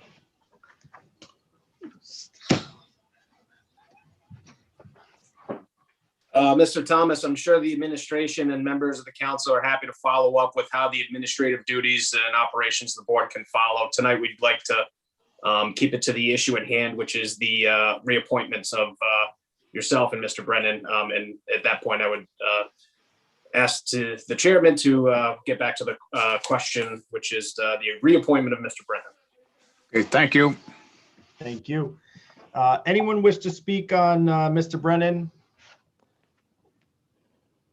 I had a hand. It looks like it went away. Any members of the public? It appeared that Chairman Casella lowered his hand and is still present in the meeting. Okay, excellent. So hearing none, with a long pause, just in case. Hearing none, do I have a motion?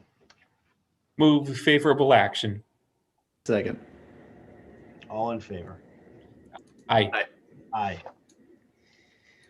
And now we are up to Mr. Thomas, Mr. Carter Thomas, who we just heard from.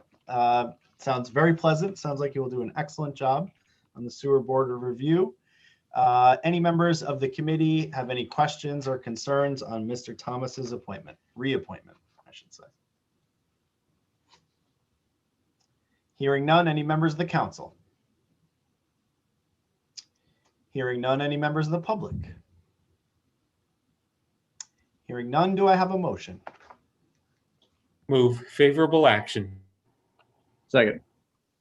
All in favor? Aye. Aye. All right, I'm just going to take a quick peek. Solicitor, clerk, I think we are good. Appointments adjourns at 8:29 p.m. Thank you, everyone. I appreciate it. I know we probably all had more we wanted to say, but in the interest of time, I appreciate everyone being expedient.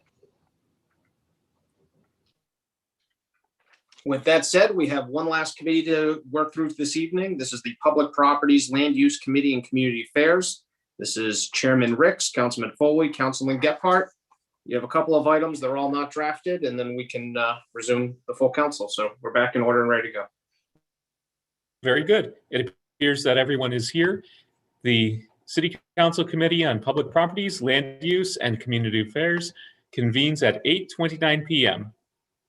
First up, let's see. Acceptance of minutes from the previous committee meetings. There are none at this moment. So First item on the docket is, excuse me while I shuffle between these two screens on the laptop. We have PCR 34-21, resolution in regards to leases for city-owned property, terms to include but not limited to rental fees and other considerations.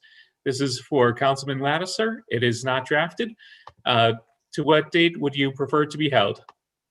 Let's hold till May 3rd, Mr. Chairman. Request hold till May 3rd. Do we have a motion? So moved. Do we have a second? Second. All right. All in favor? Aye. Held till May 3rd. Second, this one is mine. PCR 37-21, resolution in regards to authorizing a lease renewal by and between the City of Warwick and the Federal Aviation Administration, FAA, for an approximate 400 square foot lease of land owned by the City of Warwick, located at 771 Post Road, for the purposes of maintaining the existing low-level wind shear alert system, LLWAS. This is through the Planning Department, and from speaking with the Planning Department, the intent is for it to be heard on March 22nd. I would request a motion to hold till March 22nd. Motion to hold to March 22nd. Second. All in favor? Aye. Aye. Held till March 22nd. And lastly, also not drafted, lead sponsor is Councilman Lattiser. PCR 42-21, a resolution in regards to designating a date to be determined Joe Gallucci Day in the City of Warwick. Councilman Lattiser, which date would you request for this to be held? Hold till April 5th. April 5th. Do we have a motion? Motion to hold to April 5th. Second. All in favor? Aye. The committee adjourns at 8:32 p.m.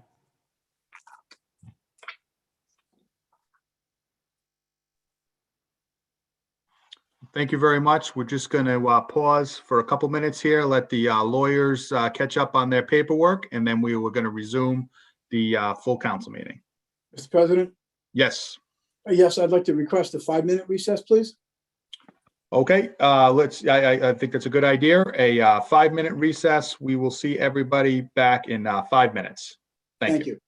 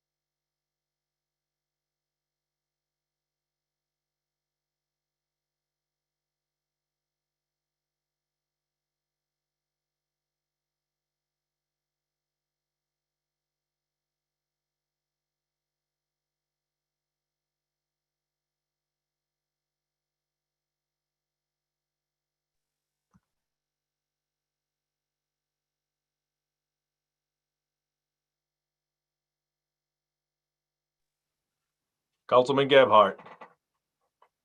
Well done. Well done. Thank you, Councilman Howe. That's not an easy task.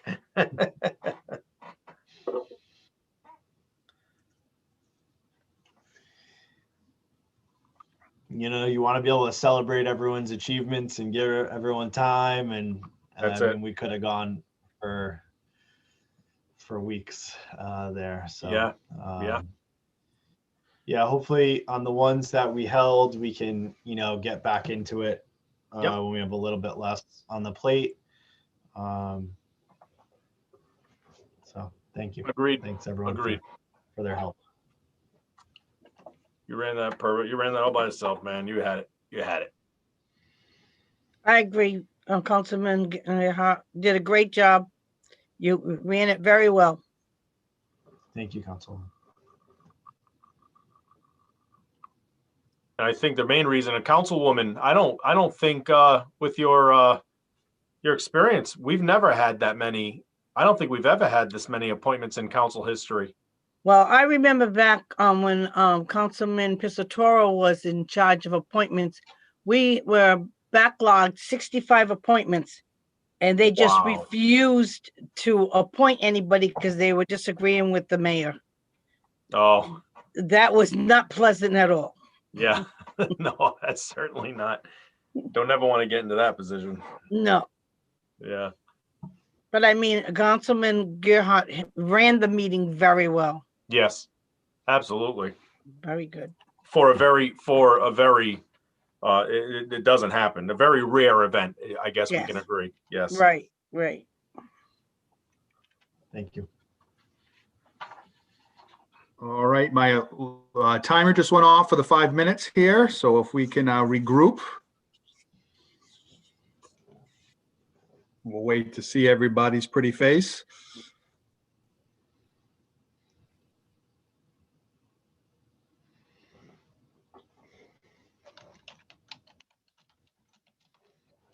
I don't want you guys to be disappointed and think I left the room. No. I'm still here. I'm still here. You couldn't hear us, could you? No, I couldn't. I wasn't paying attention to anything you said. Now my batteries are recharged and ready to go. Can we work on Councilman Lattiser's mic? I think it's a little too hot right now. Maybe we can. While we're at it, let's do something about that one little yellow hand that keeps popping up. You guys keep on trying. Keep on trying. All right, Chris, are we all set to bring the meeting back into order? We are ready to go, Mr. President. All right. Well, thank you very much. We are now back into the general city council meeting. We have already done roll call. We did a salute to the flag, and we had some general communications. Then we took a vote on some appointments, how we were going to do that. So if you're looking on the agenda now, we are under general communications. We are on A, and we're looking for acceptance of the minutes from the council meeting held, and there are none. So now we're going to number 1 on the agenda this evening. So that's where we're starting off right now.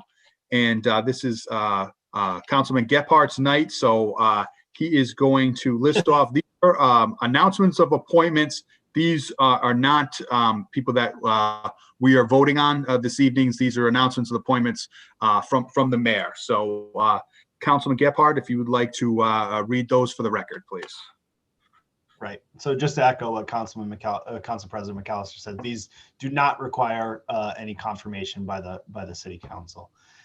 So first up, for the Board of Public Safety, Mr. Charles Benson. For the Harbor Master, Mr. James Borden. For the Harbor Management Commission, George Arnold, John Dickerson, Jody King, and Alfred Nazareth. And for the Retirement Board, Alfred Marciano and Jean Mudo Kyle. Those are, Those are all of the appointments to be read. All right, thank you very much. Again, those are announcements of appointments from the mayor's office announcing they were not before us this evening. So now we're on number 2 on the agenda this evening, which is appointments requiring confirmation. We're going to go through these, and I'm going to ask the chair to make to submit what the recommendation was from the committees on these. Yep. So Councilman Gephardt. Okay, so number 1, Mark Brown, committee recommends favorable action. Okay. We're going to go through because this is on the consent calendar, so we can go through all of them at one time here and take one vote. Okay. Cynthia Corkum, favorable action. Lisa Corkum, favorable action. Daniel Hall, favorable action. Joseph Gisela, favorable action. Margaret Malcolm, favorable action. Diana Pangonis, favorable action. Michael Carroll, favorable action. Ginny Leslie, favorable action. Maxwell Pounder, favorable action. Donna Blue Tobin, favorable action. Erin Albanese, favorable action. Daniel O'Toole, favorable action. Aaron Sherman, favorable action. Gary Jarvis, recommend hold March 22nd. John Justo, recommend hold March 22nd. Peter Janate, recommend hold March 22nd. Scott Goodinson, recommend hold March 22nd. Joseph Brennan, favorable action. Carter Thomas, favorable action. Henry A.L. Brown, favorable action. Carl Bergden, favorable action. Wayne Cabral, favorable action. Robert Clark, favorable action. Ann Holst, favorable action. Susan Kennedy, favorable action. Robert Manure, favorable action. Robert DiGregorio, favorable action. George Schuster, hold March 22nd.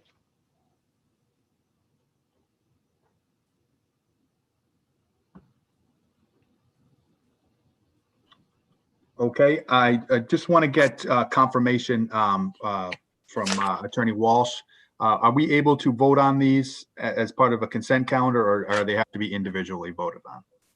They are not listed as part of the consent calendar, so they require independent action. Awesome. So good practice run there, Councilman Gephardt.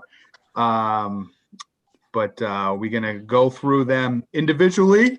And I would argue that you could, if the council wanted to entertain a motion to bundle similar items. Make a motion.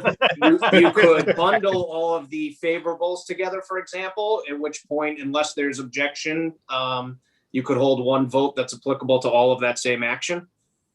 Move favorable action. You would do on the that by docket. unanimous consent. Move second.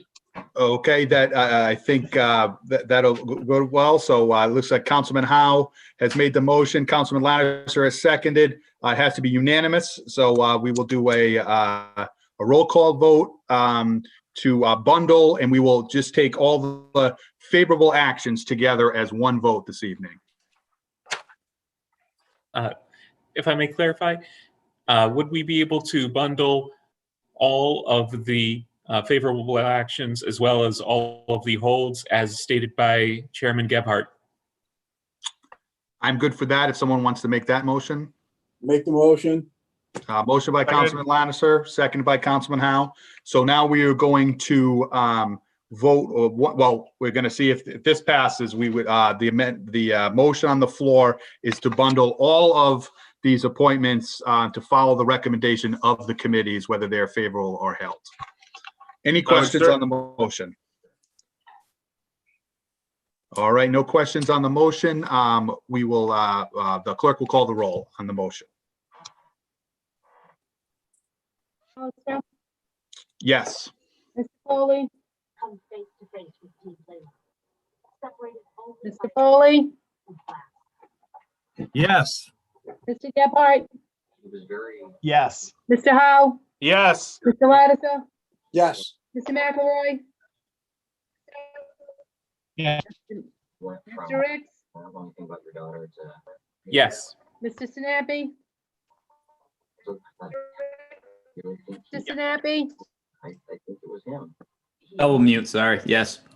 Ms. Travis, Yes. 9 yes. Okay, so now the motion passes. So now we're going to take, I will entertain a motion to move favorable as the bundled with all the recommendations from the committee. So moved. made. Okay, motion by Councilman Lattiser, second by Councilman Howe, Councilman Ricks. Any questions on the motion? Hearing none, the clerk will call the roll.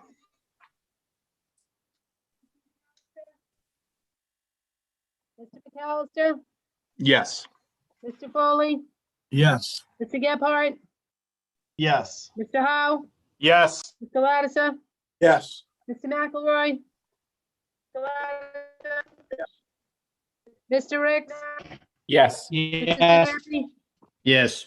Ms. Travis, Yes. 9 yes. 9 yes, the motion passes. And thank you to our solicitors for that suggestion. And I saw that Mayor Picozzi had the Girl Scouts meeting with today, so I think he owes some Girl Scout coaches to the appointments committee for doing all their great work this evening. So, okay, next up on the agenda, we're going to move to the consent calendar. First up is PCR 43-21, a resolution relative to bids. Committee report, finance. Thank you, Mr. President. Move favorable action on the bid package, on bids. Motion has been made for favorable action. Do we have a second? Second by Councilman Foley, Councilman Gephardt, Councilman Lattiser. Okay, if you can walk Thank us you. through the bid package, Chairman Howe. Yes, Mr. President. Item number one, 20-20, correction. Item number one, 2021-074, repair paths for snow plows, favorable action. Item number two, 2021-250, maintenance contract for laptops and tablets, favorable action. Item number three, 2021-285, purchased used portable radios, favorable action. Item number four, 2021-286, Celebrate Seminar and Training, favorable action.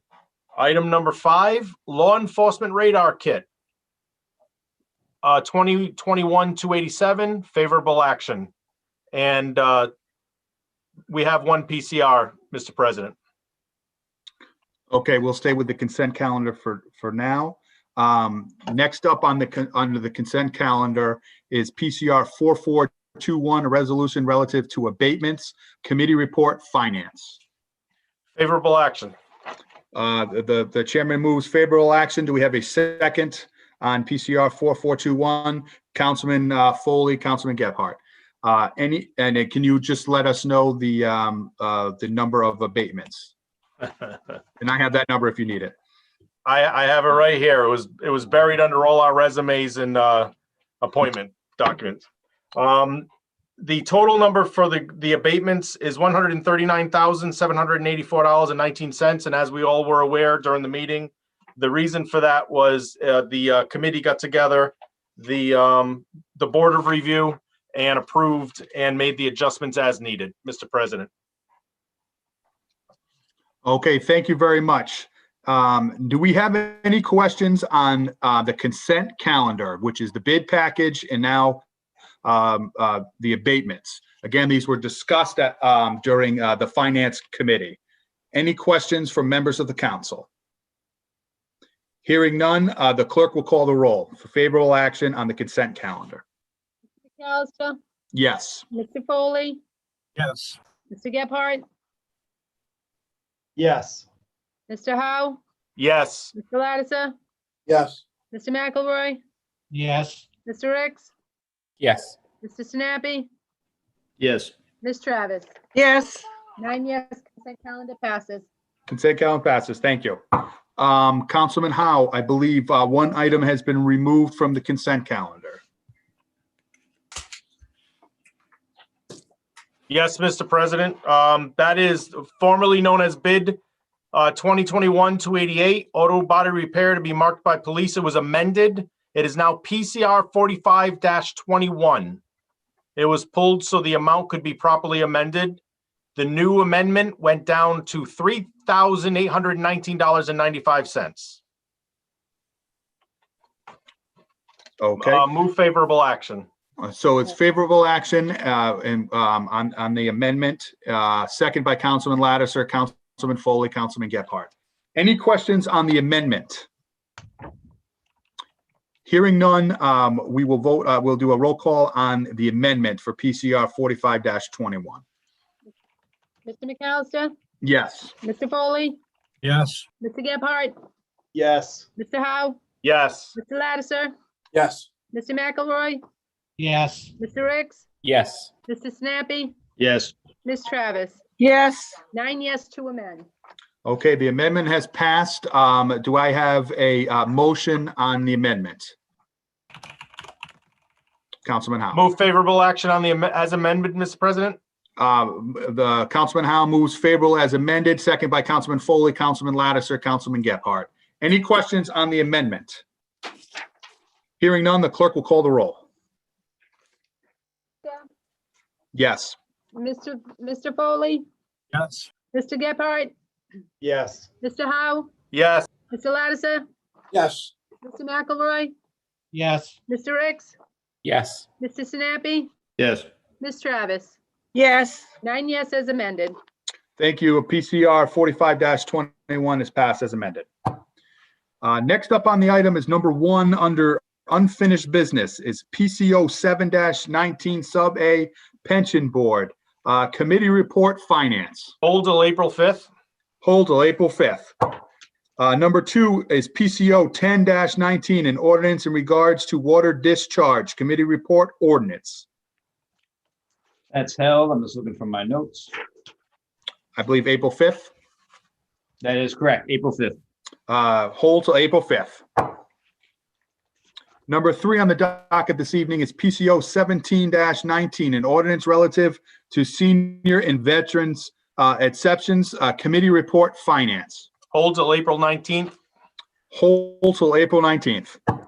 Number 4 this evening is PCO 9-20, an ordinance in regards to amending Chapter 40-30, PCO 8-18, smoking prohibited in public schools and on school grounds. Committee report ordinance. Hold till April 19th. Hold till April 19th. Number 5 this evening is PCO 23-20, an ordinance in regards to ominous reforms, updates, and amendments to Chapter 4 of the Warwick Code of Ordinance entitled Animals and Fowl. Committee report ordinance. April 19th. Hold till April 19th. PCO 24-20 sub A, an ordinance in regards to modernizing of public safety equipment. Committee report finance. Hold till April 5th. Hold till April 5th. Number 7 this evening is PCR 40-20, resolution in regards to amending the city council rules. Committee report intergovernmental. Hold March 22nd. Hold till March 22nd. Number 8 this evening is PCR 79-20, resolution for engineering to create Buckeye Brook project. Committee report intergovernmental. Hold to March 22nd. Hold till March 22nd. Number 9 is PCR 27-21, 2020-109, traffic, street, pole, light, maintenance, and repairs. Committee report, finance. Favorable action. For action, Councilman Howe. Move favorable action. Do we have it's been moved favorable. Do we have a second? Second by Councilman Foley. Any questions on PCR 27-21? Again, this was discussed during the Finance Committee meeting. Hearing no questions, the clerk will call the roll for favorable action. McAllister, Yes. Mr. Foley, Yes. Mr. Gebhardt, Yes. Mr. Howe, Yes. Mr. Lattiser, No. Mr. McElroy, Yes. Mr. Ricks, Yes. Mr. Sinapi, Yes. Ms. Travis. Yes. 8 yes, 1 no. The motion passes. Number 10 this evening is PCR 29-21, 2021-240A. City of Warwick, District 6 gasoline, low sulfur diesel fuel and ultra low sulfur diesel fuel. Committee report, finance. Favorable action? For action, Councilman Howe. Move favorable action? Moves favorable action, second by Councilman Foley. Councilman Gephardt. Any questions on this on PCR 29-21? Again, this was discussed during the Finance Committee meeting. Hearing no questions, the clerk will call the roll for favorable action. Counselor, Yes. Mr. Foley, Yes. Mr. Gephardt, Yes. Mr. Howe, Yes. Mr. Lattiser, Yes. Mr. McElroy, Yes. Mr. Ricks, Yes. Mr. Sinapi, Yes.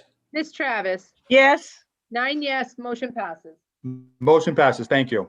Number 11 this evening is PCR 30-21, 20-21, 240B. Again, this is a gasoline bid as well, discussed in the Finance Committee. Committee report, finance. Favorable action?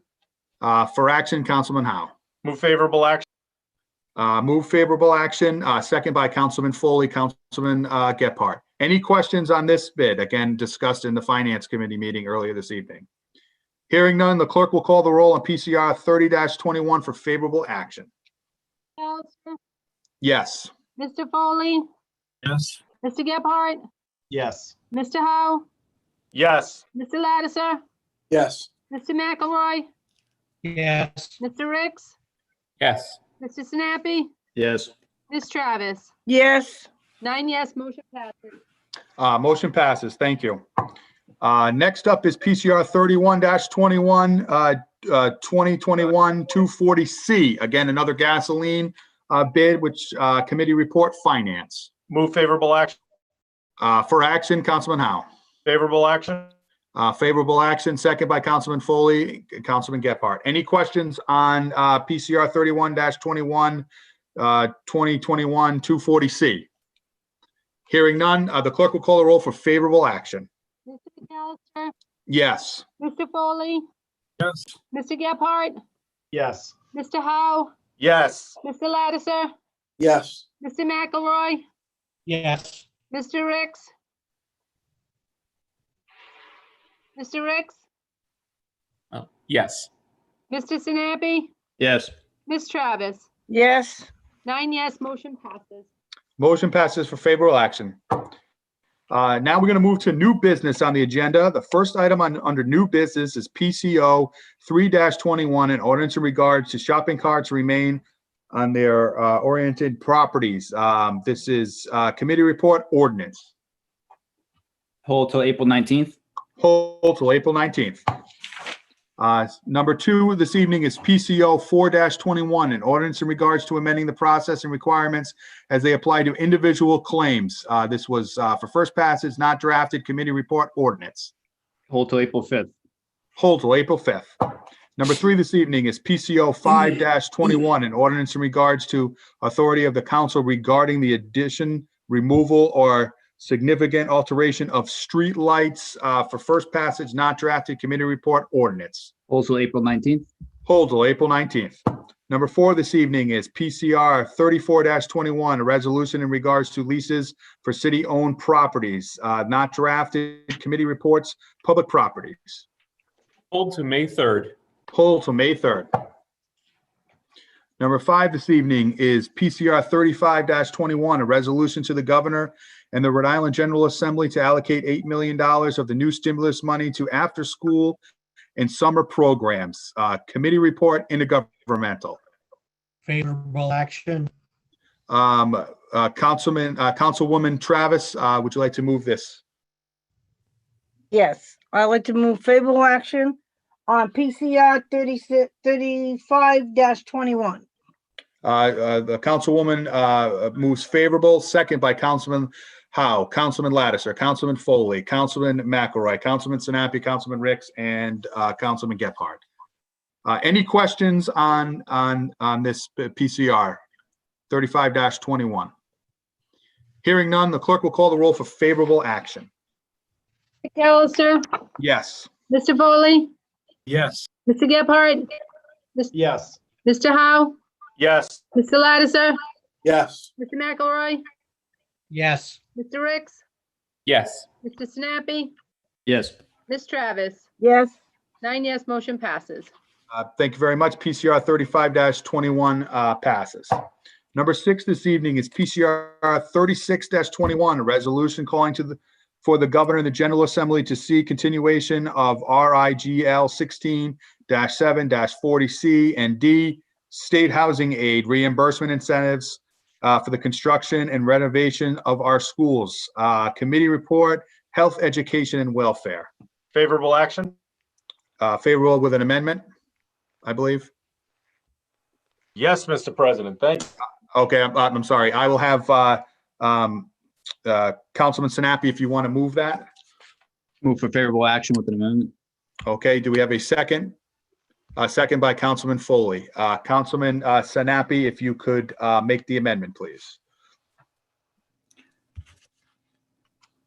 One amendment is to November 22nd, 2022, instead of 2018.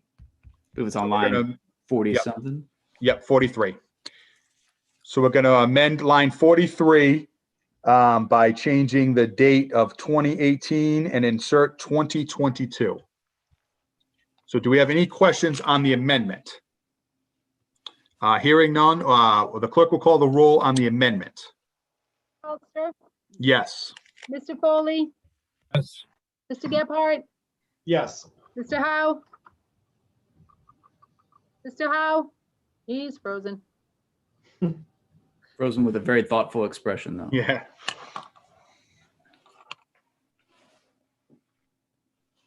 He's frozen. And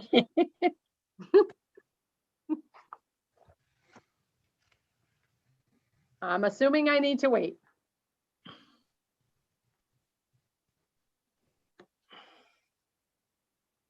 Technology is a wonderful thing. That's right.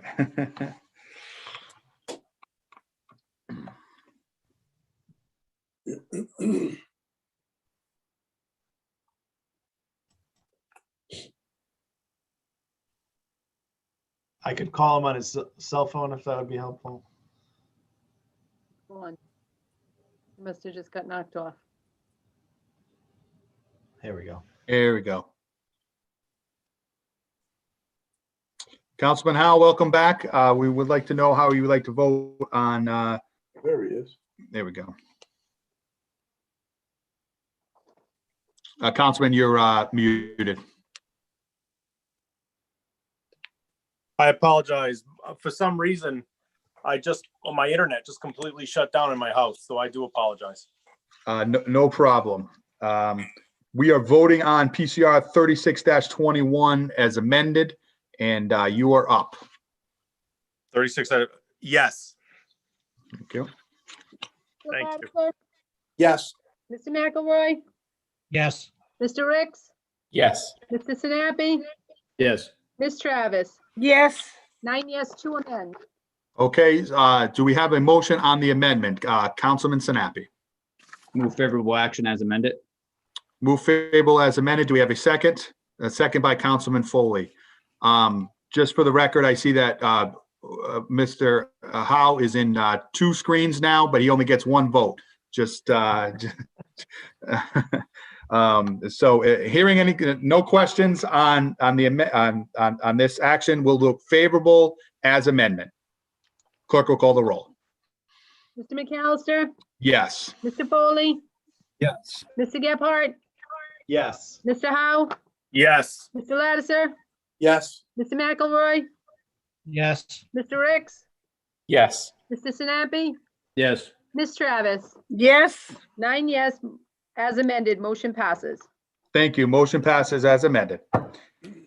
Next up is number 7 this evening, PCR 37-21, a resolution in regards to authorizing a lease renewal by and between the City of Warwick and the FAA for approximately 400 square foot lease of land owned by the City of Warwick located at 771 Post Road for the purposes of maintaining the existing low-level wind shear alert system, LLWAS.